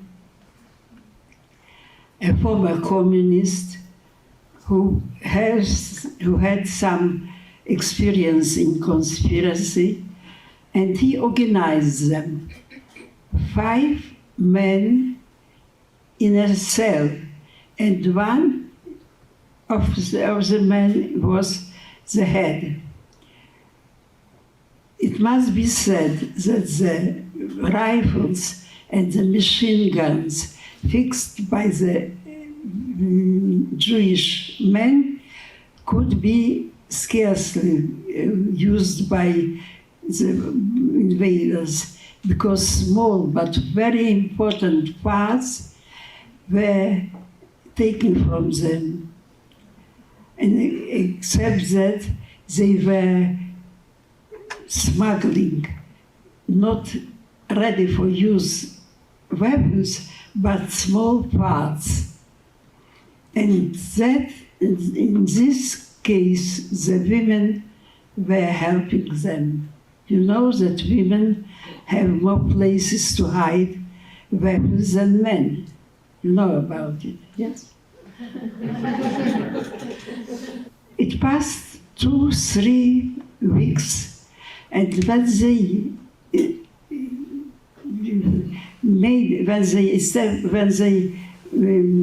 worked a little bit with parts, and they had ready for use weapons, it was a question where to hide them, because to hide them in the ghetto was impossible.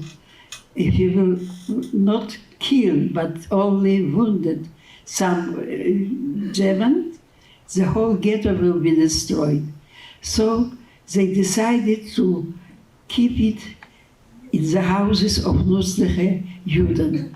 What does it mean, nützliche Juden? It means Jews, skillful, useful, for the German useful. It means a skillful shoemaker, a skillful dressmaker, a carpenter, a doctor. That useful Jews were permitted to live in their own houses, not in the ghetto, and they were working for the German. But some of them were also underground workers. And so they decided to keep it with nützliche Juden. Then was the question how to use the weapons. To use it in the ghetto was also not possible, because the ghetto will be destroyed immediately. And it was decided to make a connection with the partisans, the rumor about whom penetrated the ghetto. I was not in the underground at the time. I was looking for food for my child, for my parents. And once a friend of mine told me, "Come to me tomorrow. I will give you some wearing, some things, warm things for your child." It was November and it was cold. And I was very, very happy that she asked me to come.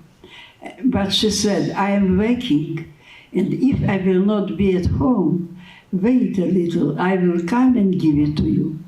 I came to her and wait.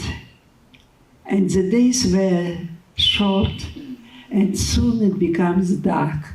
She came, and everything was prepared. She gave it to me, and I ran home. But no, two policemen came to me and said, "Go back home." I say, "It is not my home. I am going home. It is my friend." I came to her.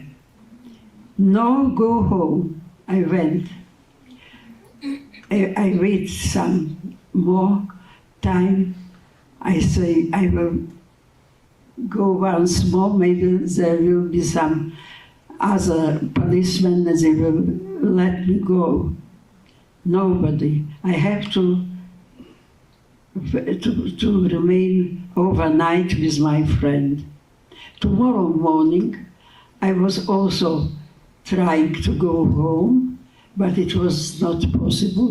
And all the men who were living in this very big building were going back, and nobody was permitted to go to work, the German and the policemen say, today no work, everybody is at home today.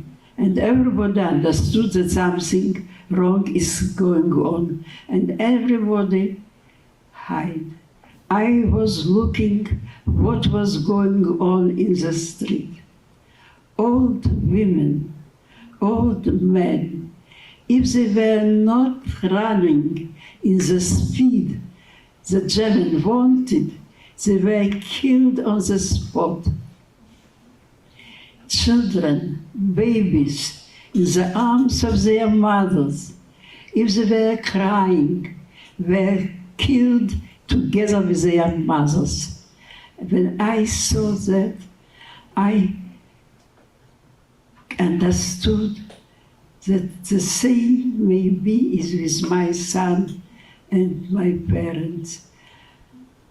I was on the attic till 3 or 4 o'clock, and as soon as I saw that some people are going, I dropped down the ladder and ran to my house, to the place where my parents are. I came and the apartment was empty. The window was broken, the door was open and nobody. And I fell unconscious. How long I was lying there, I don't know. But when I opened my eyes, my husband's brother came to see how I am. I went with him, but I could not associate with anybody. I wanted to be together with my family. I was not afraid to be killed. I wanted to be with them. The German came, but I thought maybe somebody from my family came. And I was going over the street and met a friend of mine.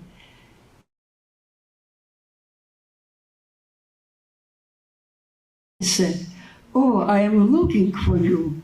Where are you? Where do you live?" And I say, "Where I live, and what are you doing?" "I am waiting for death." "You? In your age? In your health? Come with me. Vengeance make now meaning to our life. Come, I will tell you what to do." I say, "I do not want vengeance. I do not want anything. I want to be together with my child and with my husband."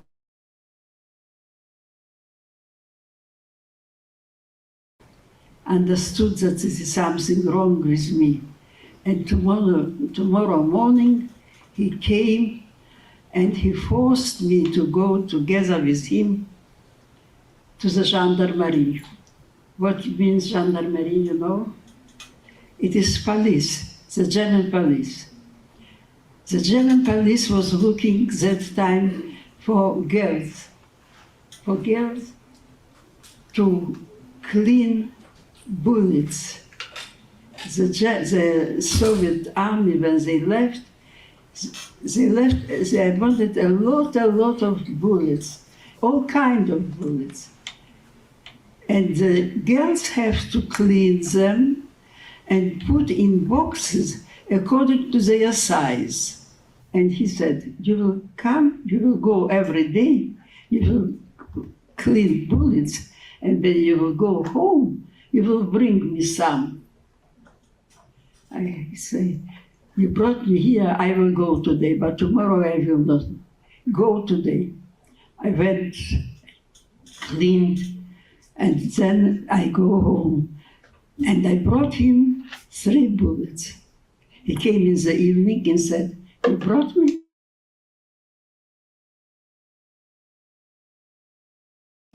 You are crazy, bring more.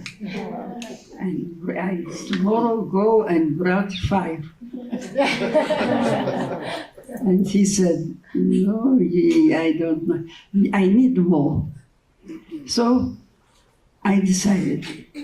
I was not afraid because there was nobody to be afraid. So I put on a dress with a lot of pockets, and I take a bag, and I was always with bullets. And I went home. But when I went home, in my direction was moving Hick. He was an officer SS who was responsible for the ghetto. As soon as he came to the ghetto, the streets emptied because he was a very cruel man. And when I was going,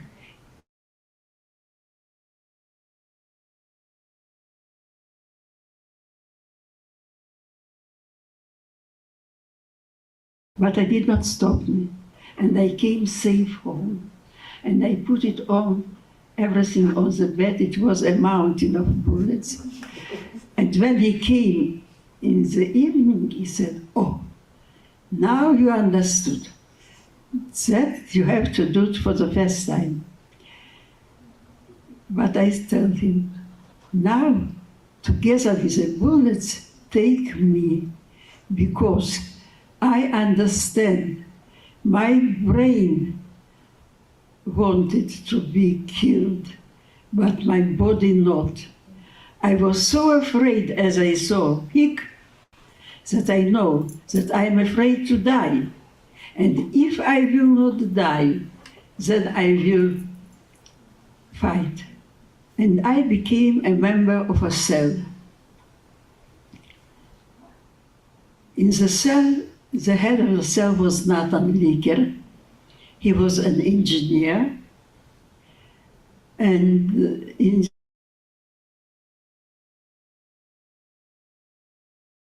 fixing radio sets for the German. And he was a nützlicher Jude. He was a skillful worker. And he was making the sets, the radio sets for the German and some for the underground. And when he made it, he gave it to me, and I have to hand it to a nützlicher Jude outside the ghetto. It was a very dangerous job, especially for me, because I was born in this street, in this town. Everybody knows me, and everybody knows that I am not a nützlicher Jude, and I was on my armband where it was red, nützlicher Jude. I knew that I am not nützlicher Jude, but I did it 3 times, and okay. So everything was okay. I was working in the gendarmerie, and once I was said, come tomorrow with a bag.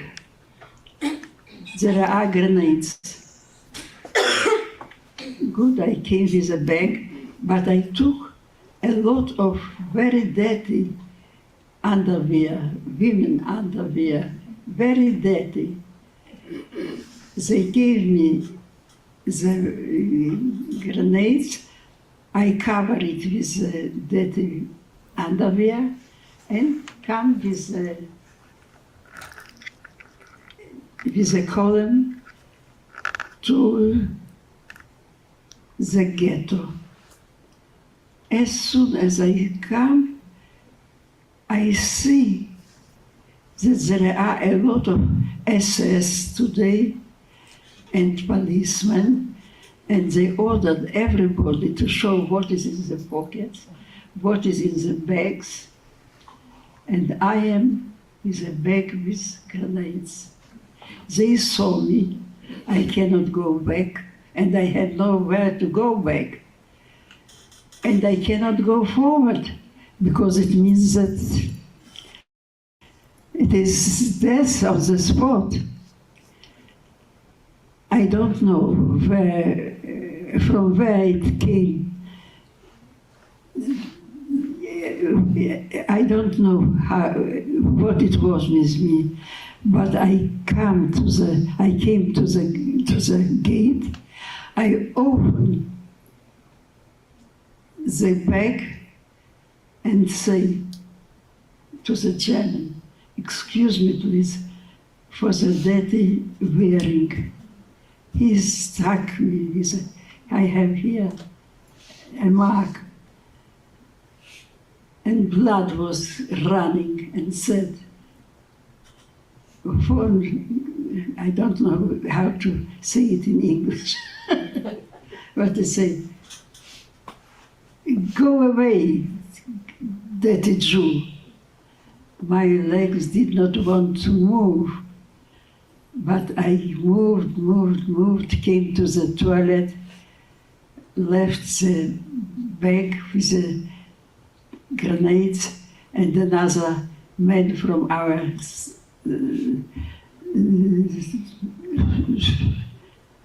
another man came in and took it away. After that, I was sick. I was sick. Yes. And it was given an order to the forest. We have to go to the forest. There were 13 of us, 12 men and me. And we have to go on day to the place where the weapons were hidden. It means outside the ghetto. First of all, the ghetto was surrounded with a barbed wire. The men made it some holes, and we were going. We came, all of us came to Shalupski. That Nusrecha Jude lived outside the town, not outside the town, but on a street which leads to the Polish cemetery. They made a hatch on the floor, put a ladder, and that was the entrance to the cellar. And on the hatch they put a wardrobe, and the bottom of the wardrobe was moving. You can take it out and put it. And so we came, yes, and except that, they made a corridor which leads to the cemetery, to the Polish cemetery. And across the street was a Jewish cemetery. And on the Jewish cemetery were 2 partisans who came to lead us. We did not know where the detachment was located. And so we came and did everything what it was necessary. Everybody took a rifle, everybody took a pistol, and except that, there were machine guns, automatic guns, but they brought a cart with them, and we put it all, everything on the cart. And then we came to the forest. In the forest was organized a 51st group. The 51st group consisted of men and women from Slonim ghetto. And the scouts brought an information that the Germans are going to destroy the ghetto. And Gurewitsch said, "Let us destroy the German garrison and liberate the ghetto." And so not only we, but some other detachments together, we destroyed the German garrison. 500 men and women came to the forest. 300 of them made a separate group, and 200 were so-called the family group, a family group. They were shoemakers, dressmakers. They were helping the 51st group, and the 51st group was giving them food. I remained there only 3 weeks, and then came a group, a landing group from Moscow, and the authority asked me, "Do you want to go with them?" I said, "Yes, I want." What to do? What to do? What they will tell you to do? You will, first of all, they will learn you how to use the radio and everything. I say, yes, I want, because the group consisted of men, in my opinion, old men. They were 30, 35 years. And I decided it is better to be with them than here. And there in the forest were so many men, and all different. And I said, yes, I want. And they took me. And we went away to another forest. I was taught how to demolish echelons, trains, and I was doing it. I took part in all the battles of the section, and I took part in the destruction of 12 echelons, and one I made myself. It was coming 1944, and the Germans were running home. They were running, and the partisans did everything to help them. We made ambushes, we destroyed trains, and we made so-called a railway war. And the authority decided that we must break down the blockade and go out. But to go out, it was only one place on the Vilno tract, the Vilno highway. And they brought us to the Vilno highway at night, and the German understood that it is the only place where we can come. And it was, they were shooting, it was something terrible.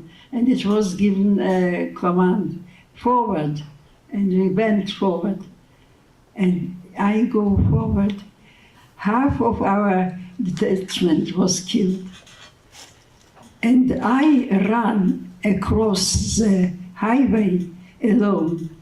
And from all other corners, I feel bullets to me, but no one catch me. And then I decided that there is God in the world.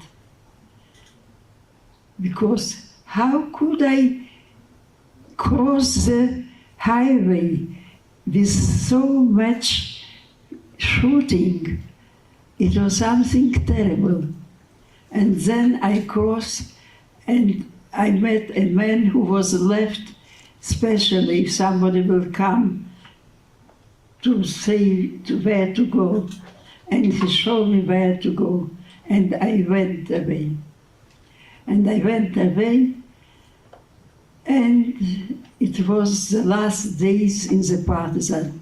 Then I saw the first fireworks, but everything was okay. And we were liberated. The Soviet army came and liberated the part of this forest where we lived. And we came in a small town, Szczucin. And I saw, it was a typical Jewish town, a small, a shtetl, if somebody understands. And as I came and I saw it, I fall ill. I saw a Jewish town, a small town, and it is completely without people. And I fall ill. And I was laying a month or even more with high fever. And there were no doctors. It was only our doctor from the detachment, and he said, "My daughter, you are burning. My daughter, you are burning." But to do something he could not, because medicine, he had no medicine. And that was my entrance in the peaceful world. I came to my native town only in 1945. I came and see an empty town. There were built some houses, peasant houses. It was nothing from my town which I left. I had nowhere to sleep the night. There were no hotels, and there were no one to whom to come. But as I was going, I saw a partisan. He said, for my detachment, and he said, "Oh, I'm married, come, I will show you my wife, and you will live the days in my house." I went with him, and at night I hear people are laughing, people are singing, somebody is shooting, and I think, what is it? What does it mean? I went out, and people say, "This is the end of the war, the end of the war." And I cried.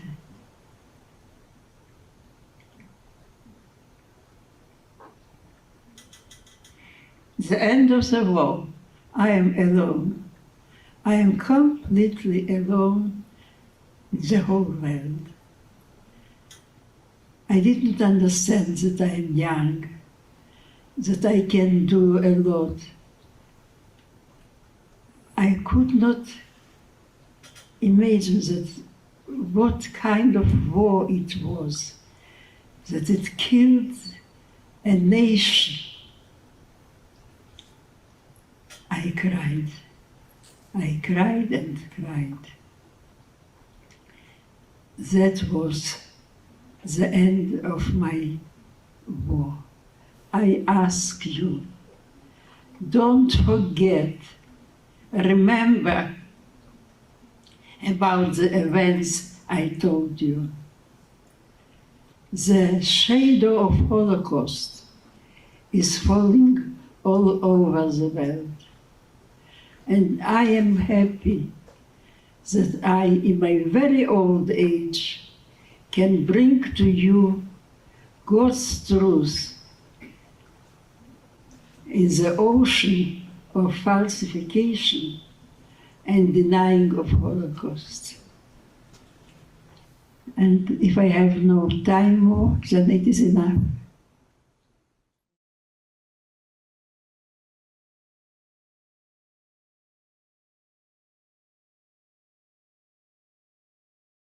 Wow. That was really powerful. I'm sorry that it was a little bit bumpy in the beginning, but I hope that everybody found it worthwhile. Like I said, I was fortunate enough to know Luba and to hear her stories firsthand. And now we are fortunate to hear from Natalia Aleksiun, who I'm going to ask to start her video and also ask to unmute. And let me just introduce her to you. Before I do so, just a couple of announcements. So number one, we will be sending out an evaluation form and CTLE application after the program. So even if you have to step out early, we will send it to you. Also, we might go a few minutes after 12:30. I just beg your indulgence if we do, because of the problems earlier with the internet. So let me tell you a little bit about Natalia Aleksiun. She is the Harry Rich Professor of Holocaust Studies at the University of Florida in Gainesville. She holds doctoral degrees from Warsaw University in Poland and New York University. She has written extensively on the history of Polish Jews and the Holocaust. In addition to her 2021 book, Conscious History, Polish Jewish Historians Before the Holocaust, she is the author of it. I'm just going to say it in English because of time. Where to the Zionist Movement in Poland, 1944 to 1950, and co-editor of several volumes, including Poland Studies in Polish Jewry, volume 29, Writing Jewish History in Eastern Europe, and European Holocaust Studies, volume 3, Places, Spaces, and Voids in the Holocaust.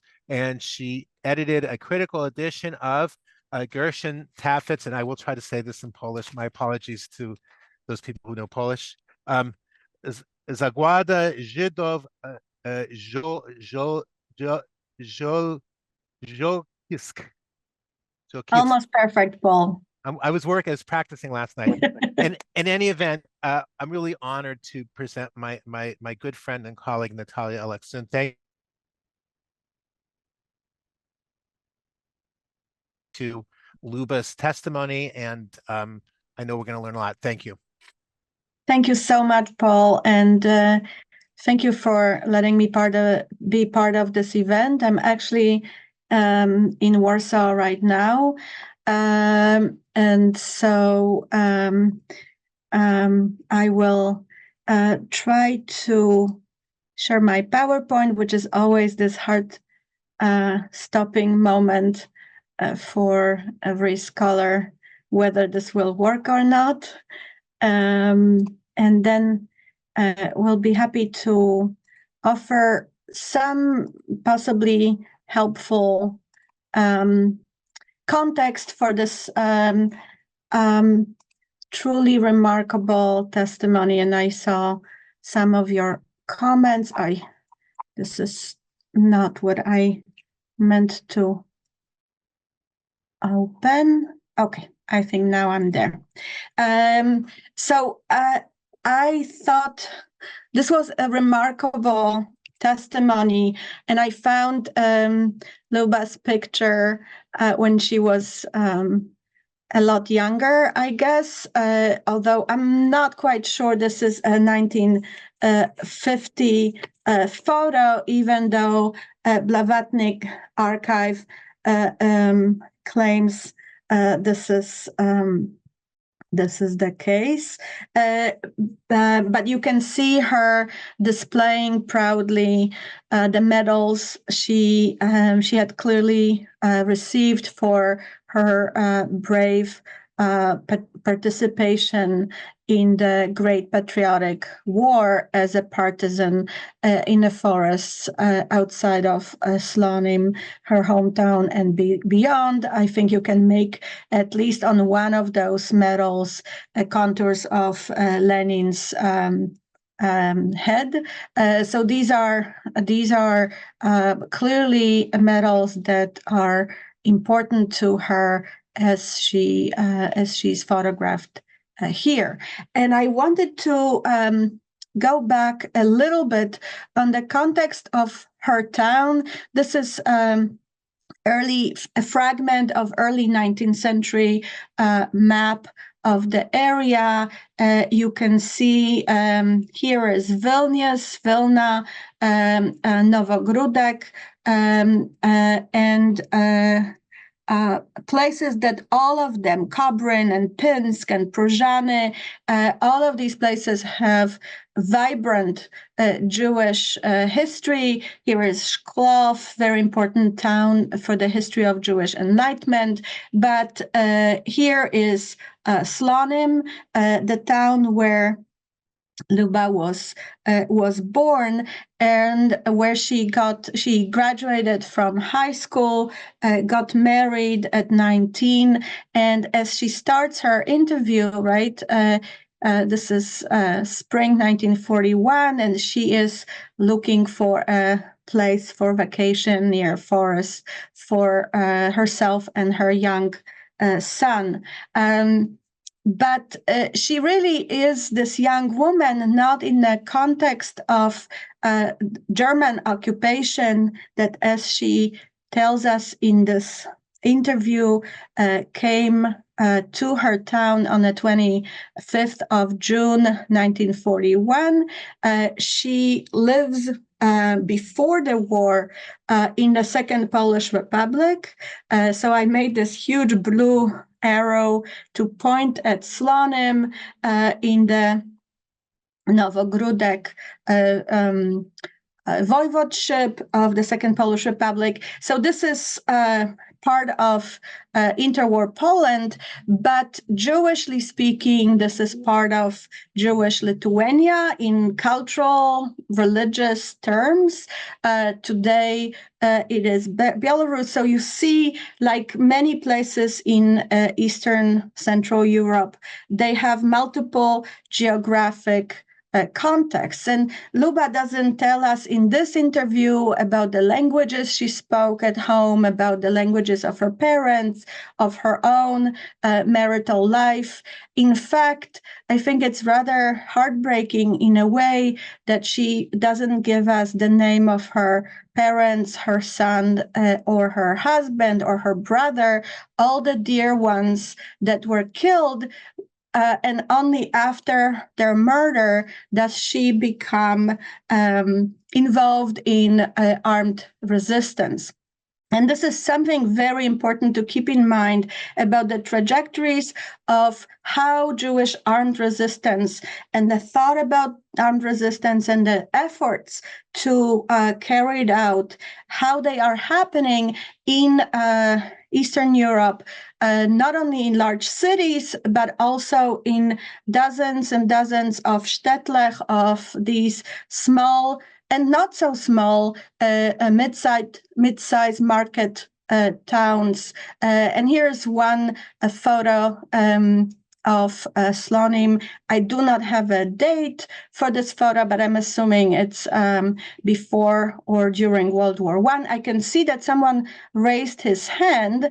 I'm absolutely fine with letting this person unmute and speak. Do you want to do it now, or do you want to? You know what? I think it's probably better if we hold the questions to the end, and then let's do that. Yeah. But I just wanted to say, I hear your hand, and we'll come back to it. So here you see a map of Slonim, but you will also note that this is multilingual name that reflects the nature of this and many shtetl, many Jewish towns in Eastern Europe. I put here some historical facts about the community, Jewish community in Slonim, and private very important trade center and political center in the region that has a Jewish community, at least in 16th century, and of increasing importance in terms of Jewish autonomy, Jewish religious life, multiple synagogues, religious spaces, a school, etc. At the end of 18th century, it becomes part of the Russian Empire, so it moves from the Lithuanian part of Polish-Lithuanian Commonwealth to become Russia. But it doesn't necessarily Russify the life of the Jewish community. This is a community that carries itself primarily in Yiddish, that, like in many towns in this region, plays a crucial role in trade and various forms of artisan work. You see here peasants bringing their wares to Slonim on a market day, and likely they would be selling their fruits and vegetables, their animals, their goods to Jews. Like in many other towns, there are multi-generational relationships in which peasants sell to the same Jewish family, buying from them over generations. It's interesting that in a short testimony of Luba, we don't really hear about non-Jews in her town, but this is also, and another, just to give you a sense of the space in which she came of age, and she was a young woman. She also, remember, says that she lived a comfortable life, but you see these mostly wooden houses that were destroyed early on after the arrival of the Germans. Here we see the first German occupation during World War I, when also this area was heavily affected by fighting and destroyed. You see empty spaces from burned houses. I mentioned vibrant religious life. Again, Luba doesn't talk much about in this fragment about the house, the family she grew up in, but a traditional one, since pretty much everybody was growing up to some degree traditional. Now, why doesn't she mention a lot of non-Jewish neighbors? I think one of the answer is the statistics. If you look at the number for 1921, Jewish population is over 70% of Slonim, and that number, that percentage, likely increased because Slonim received thousands of refugees, most of them Jewish, after the outbreak of World War II. Now, the war starts with Hitler's attack on Poland on September 1st, 1939. But as you noticed, right, the Germans arrived in Slonim 2 years later, in late June 1941, because Slonim comes under the Soviet occupation in the fall of 1939. I find it very interesting that Luba doesn't talk about it, that she was still living with her husband and her parents in a large, comfortable house. So likely this would mean that their house was not nationalized, that they did not have forced additional inhabitants that would be put with them in the house. Again, likely this was not the experience of all Jews in Slonim, and many Jews, especially those that are considered class enemies or political enemies who were involved in political activities before the war by the Soviets, were deported. This, however, did not affect Luba's family, at least not on the level of her parents and her brother. Just to, again, give you some sense of the space. And these are inscriptions in German, but this is from the German military presence during World War I. What Luba starts her testimony with is this crucial moment in late June 1941 with Operation Barbarossa. And we see on the map how German forces, huge military forces with some additional troops coming from allies of the Third Reich in this anti-Bolshevik crusade. And this is very much a racial war of annihilation for the Germans, one that they've been preparing for, even though there was a period of hiatus and sort of friendship between the Third Reich and the Soviet Union. But ideologically, the Bolshevik system was perceived by the Nazis as enemy and associated from the very beginning with the Jews. Just as a picture, this is a German propaganda picture of the fighting forces, German forces entering what became the Soviet Union as the result of partitioning Poland between Soviet Union and Third Reich. I said there were preparations for this racial war before. One of these important documents that were issued before the attack is this famous, or infamous rather, Commissar order that says, well, we're not going to obey by any rules. This is not the normal war. And of course, it's blamed on the enemy that is barbaric, and therefore we will be proceeding in ways in which the military might have not seen before. In this context, we see also a wave of enthusiasm among many populations that are effectively, in their own eyes, being liberated from the Soviet occupation. And you see pictures from Ukraine and Riga, not from the area where Slonim is. Nevertheless, this is a broader context in which this attack is happening. It also unleashes a wave of deadly pogroms.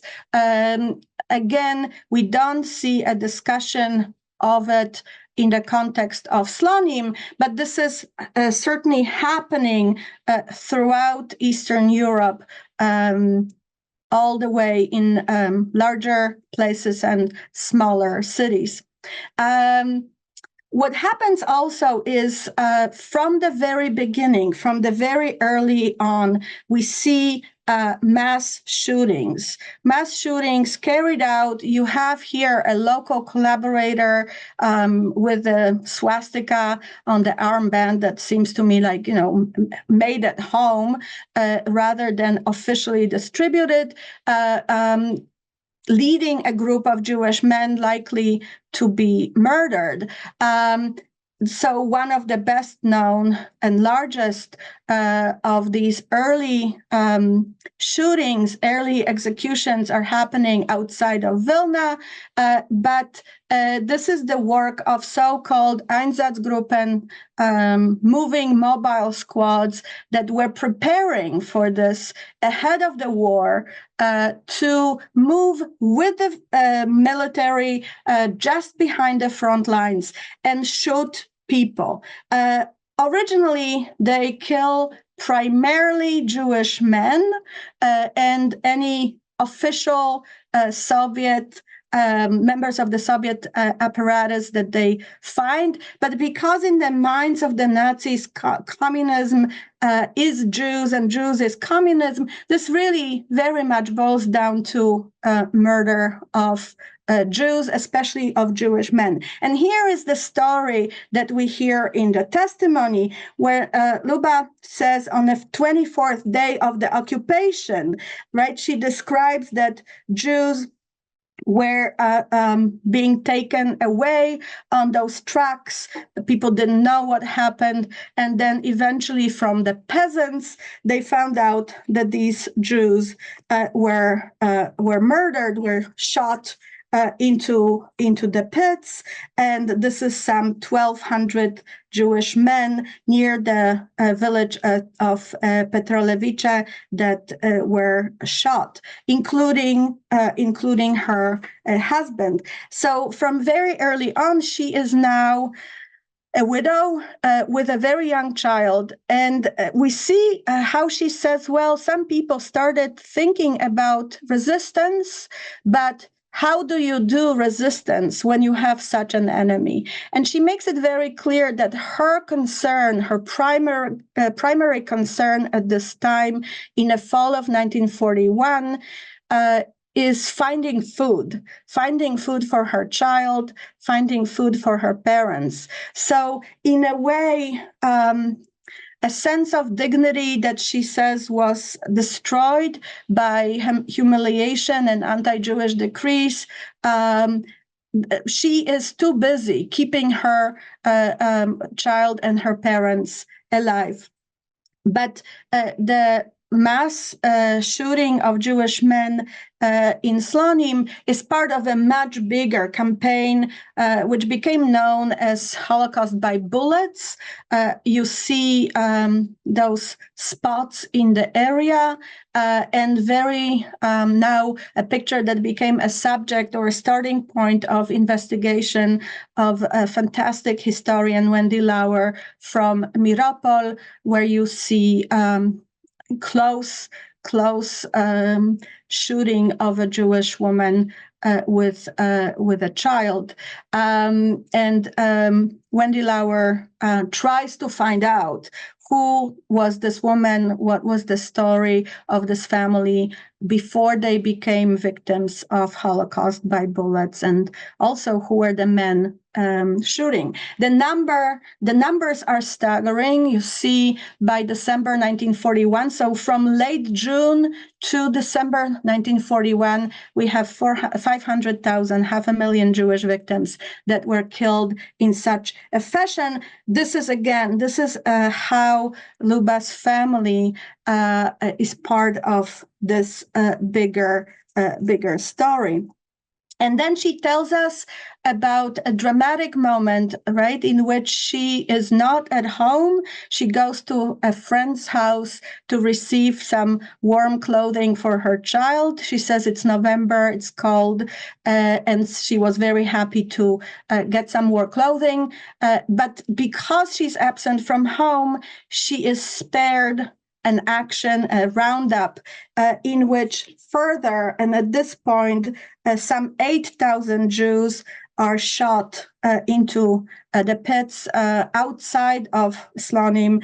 And she realizes in this testimony, she tells us how she comes back to an empty apartment or room, rather, of her parents with broken windows and open door. And we don't get any details, but she certainly found out at the time, at some point, what must have happened to her parents, to her child, and to her brother in this mass shooting. And only then, in Slonim, as in other places in this area, the ghetto is created, and she alludes to the difficulties of escaping, of going out of the ghetto, and some chosen Jews who are allowed to live in. I think that there is a dramatically important transition in her testimony.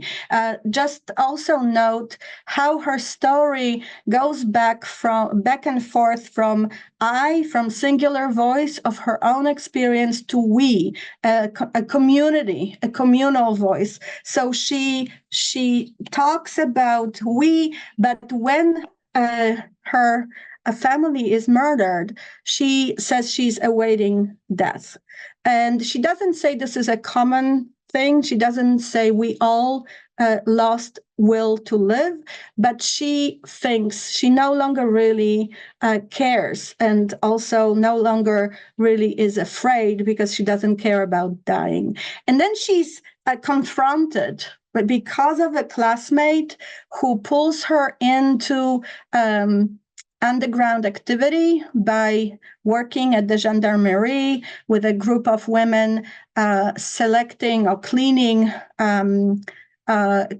bullets and smuggling some of those bullets for the Jewish underground. And she says, I was not a member of the underground, which is interesting how clearly at some point Jewish underground emerges. People do organize themselves. She talks about these groups of 5 that operate together.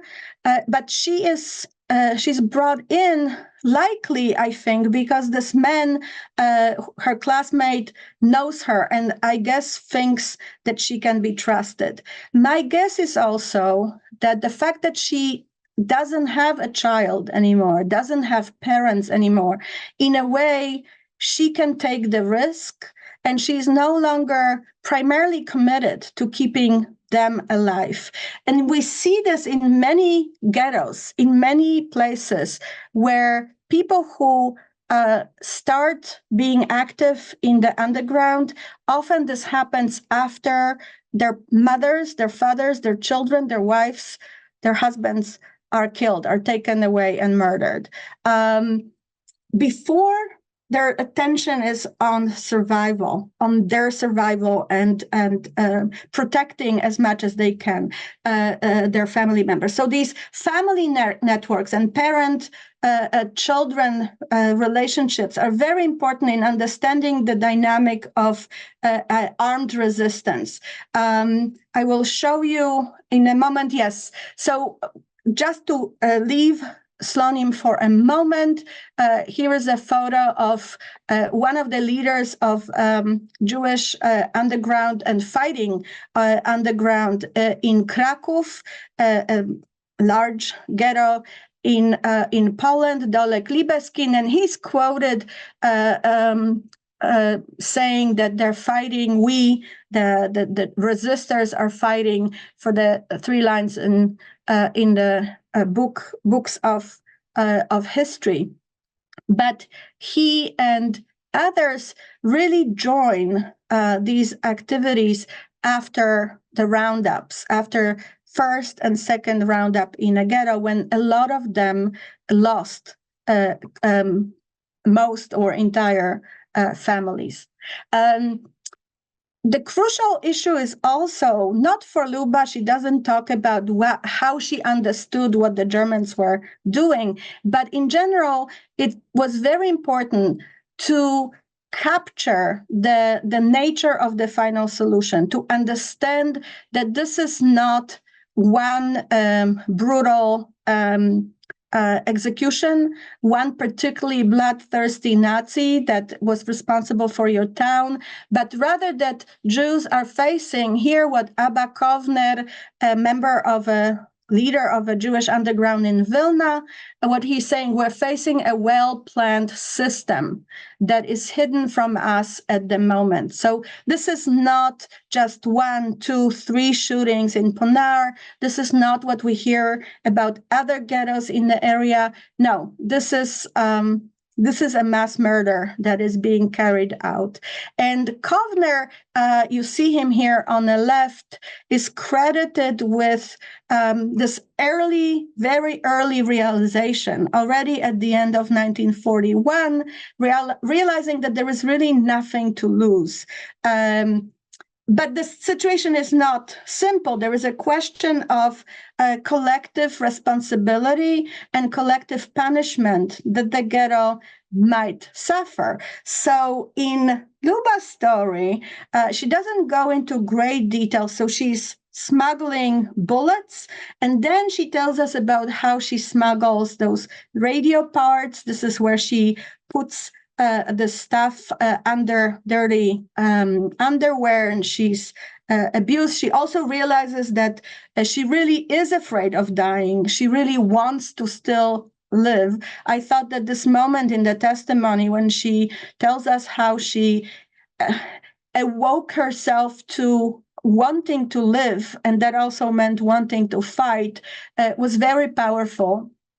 And so she says, the order came to the forest. We don't know exactly, in this case, she doesn't tell us who gave the order.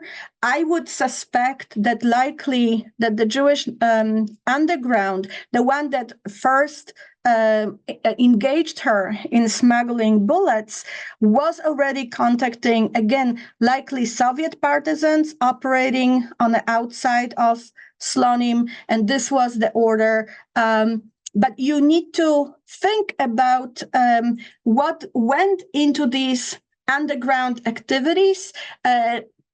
Luba clearly lived a peaceful, quiet life of a Jewish gymnasium student and a young mother, wife and mother. But a lot of the members of the Jewish underground, fighting underground, armed resistance, were actually members of Jewish youth movements. Zionist, socialist, Bundist, communist. So you see here some of them with likely one of the most famous here. You have Mordechai Anielewicz before the war, but in 1943, he will become the commander of Warsaw Ghetto Uprising. Now, what is a challenge here? I put here just some of the issues. There is the terror of the Nazis, and a lot of the organizations in the ghettos would go to the forest because they were worried that any act of armed resistance in the ghetto would speed up the destruction of everybody. So they did not want to take this risk, even if they understood that the final solution, the way that the Nazis were carrying it out, meant ultimately the destruction of all the ghettos. Anyway, there is this issue of parting from your families, remaining families. Abba Kovner is talking after the war very movingly about the parting with his mother when he is going to join the partisans in a forest outside of Vilna, and his mother tells me, and what about me? What am I to do? And he cannot take her to the forest, right? So in a way, Luba didn't need to make that decision because her parents were already murdered. Her son was already murdered. Was she still a mother and a daughter? That would be one of those impossible decisions to make.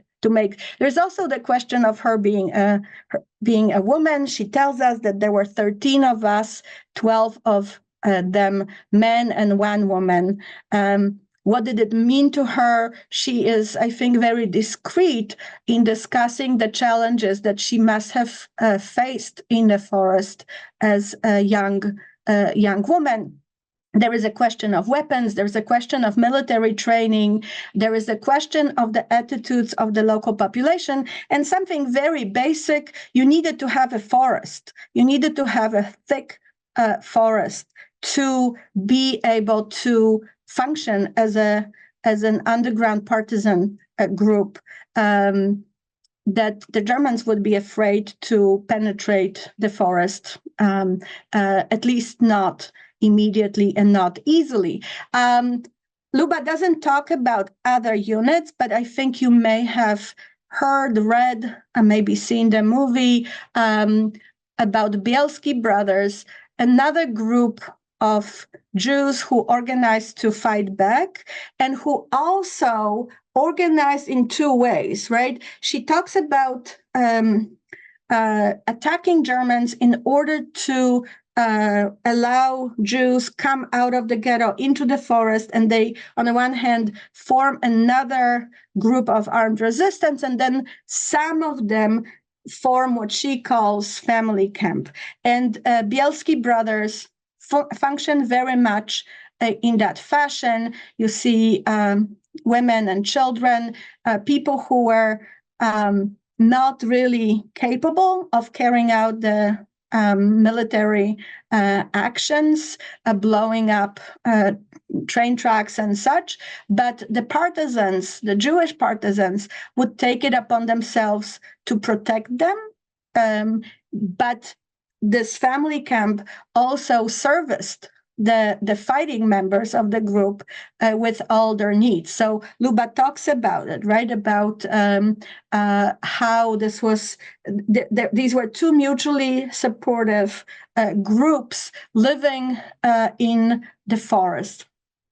Just to put on your table, as it were, this famous partisan song written by a member of Abba Kovner's group, "Never Say You're Going on your final last road," written in Yiddish, but sang in translation also to Hebrew, here translated into English.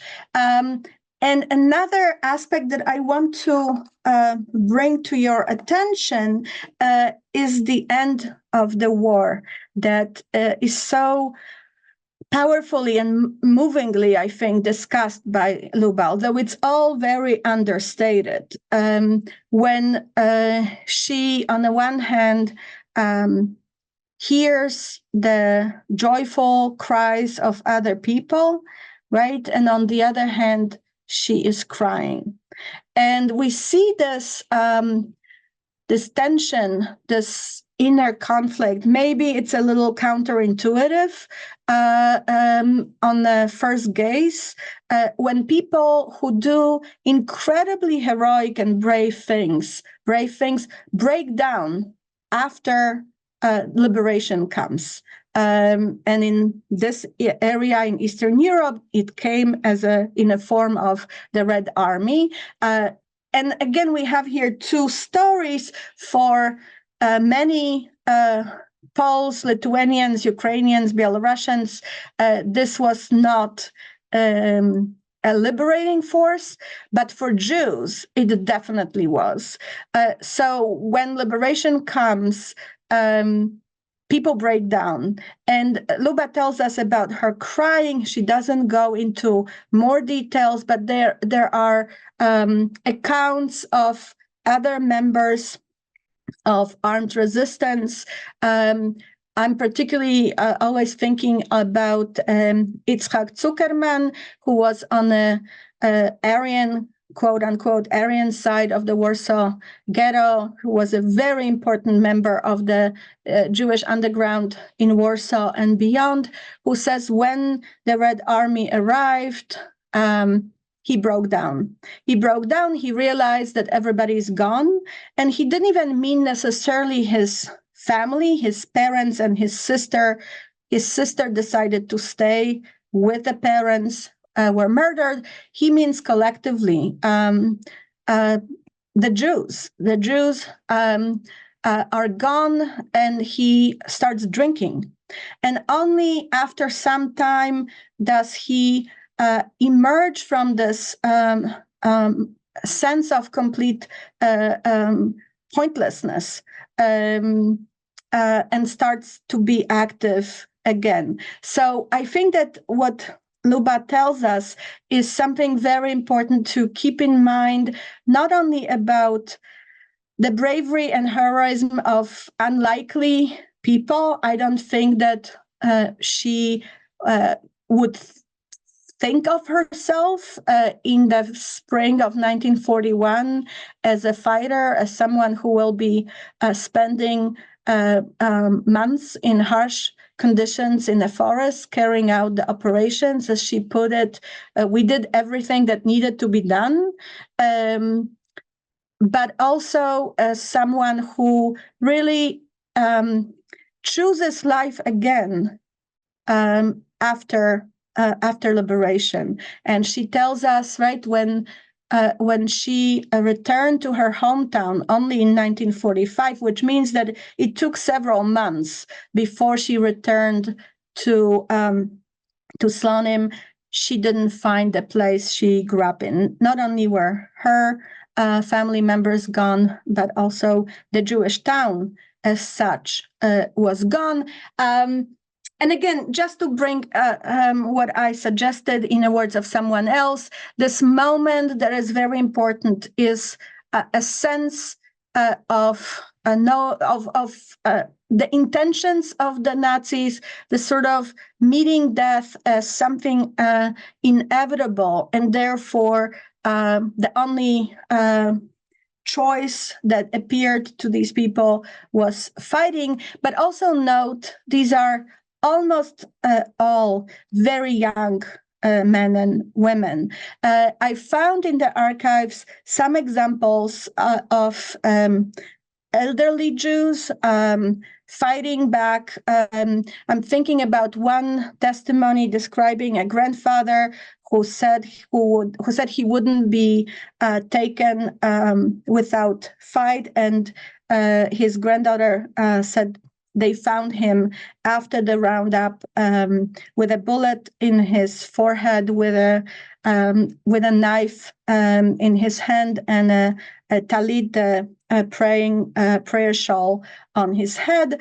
But there would have to be a witness to describe what happened, and only because his granddaughter survived and put it in her testimony do we even know about this man's effort of fighting back. But most people involved in armed resistance in the Jewish underground were young men and women. And here, just to give you a sense and a broader European sense, we were talking about the forests of Belarus, today Belarus, of forests outside of Warsaw, Krakow, Eastern Europe, but this is also a phenomenon of importance in France, in Greece, in Yugoslavia. So a much, much bigger story of Jewish armed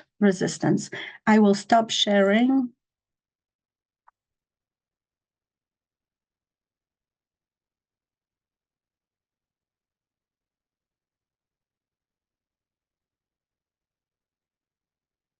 Wow, Natalia, thank you so much for that presentation. That was like really amazing, giving us a fuller picture of the context in which Luba operated, especially as a partisan. And I also really appreciate the idea that you're at that last slide showing it as really a pan-European movement, that it wasn't just in Eastern Europe. No, I think that was super helpful. Thank you. We have a few minutes, and Natalia, I know you went a little quickly, so we could do everything, in a timely fashion. I appreciate it. We have a few minutes if anybody wants to ask some questions. While you're thinking of questions, I just would want to say that since the beginning of the testimony for us was a little bumpy because we were having internet issues, actually your review of her testimony helped fill in a number of spots.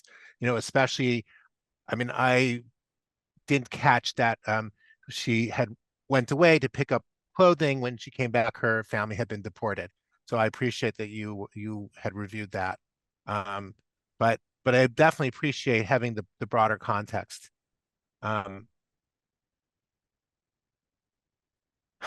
Great. So super. Was just still waiting for another question or two. Let's see if we have some here. Oh, let's see here.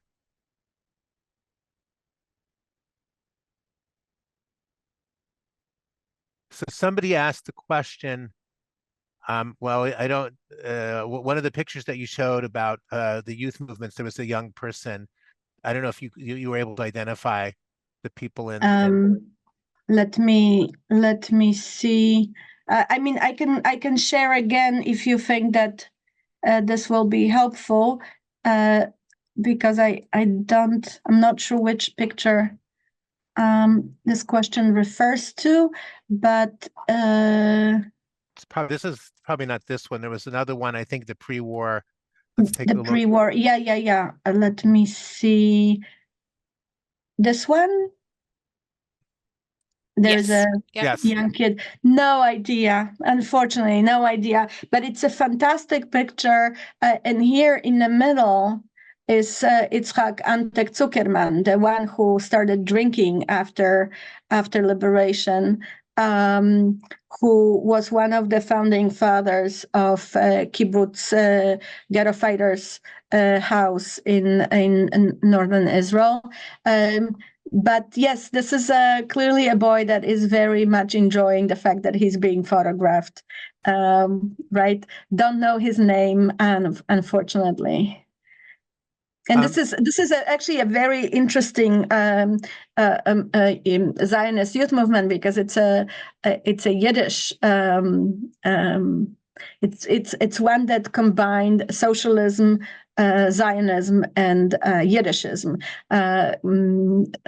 Something that adds, I think, to the diversity of the political life in Eastern Europe before the war.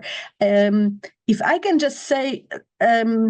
I don't know if people want to engage in a conversation about it, but I must say that I listened to Luba's testimony several times, and I thought that what she says is as interesting as what she doesn't say. Right, there are clearly things that she chooses not to go into, and I don't know if this was the framework of the time was limited, or she chose how much she thinks that I think that the audience was able and able to understand. So the issue of what was happening with women in the forest. I'm very sure that when she said, when she was asked whether she wants to go into another group, and she says, there were so many men, I prefer to go, right? And there were older men in this other group. I prefer to join this other group. I think she is, to my ear, very clearly alluding to the fact that she felt safer as a young woman going with these other older men, that this was a challenge, a particularly uniquely a female challenge for people in the forest. But she doesn't share any details about it. I also thought that how scant the details about her murdered family are. I think it's remarkable. I've seen it in testimonies. I remember reading a testimony recorded at Yad Vashem when someone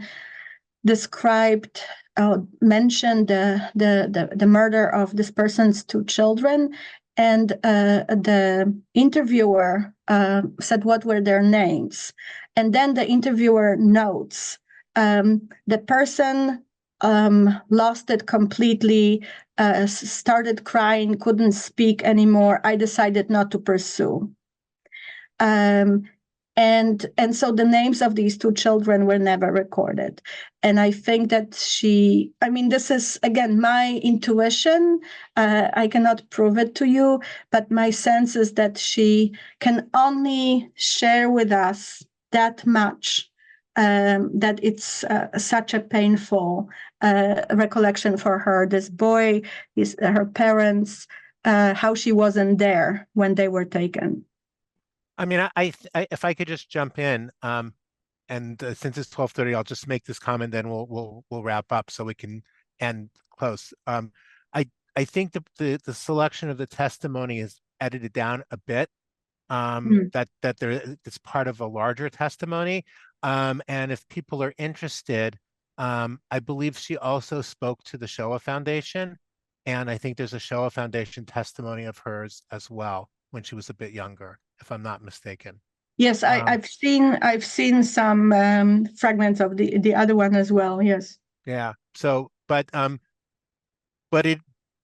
think your points are well taken. That maybe it was so painful for her to recollect these things, and in fact, in this testimony, in the clip that we saw, she started crying.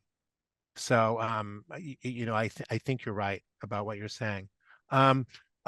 Everybody, we're out of time, almost out of time, but I want to thank Professor Aleksiun for really a fantastic recap and analysis and conclusion, I suppose, of Lyuba Abramovich's testimony, but also giving us really a much richer picture of the partisan efforts during the war, which I thought was extremely valuable. And just want to say a few more things before we wrap up for the day. I just want to thank everybody here for participating. I know it's from 9 o'clock to 12:30. It's a long day already. But please do fill out the evaluation form. Those of you who are applying for CTLA credit, please fill out the CTLE form. If you need a letter from us rather than a CTLE form, you could email Crystal or myself, and we'll make sure to get a letter for you.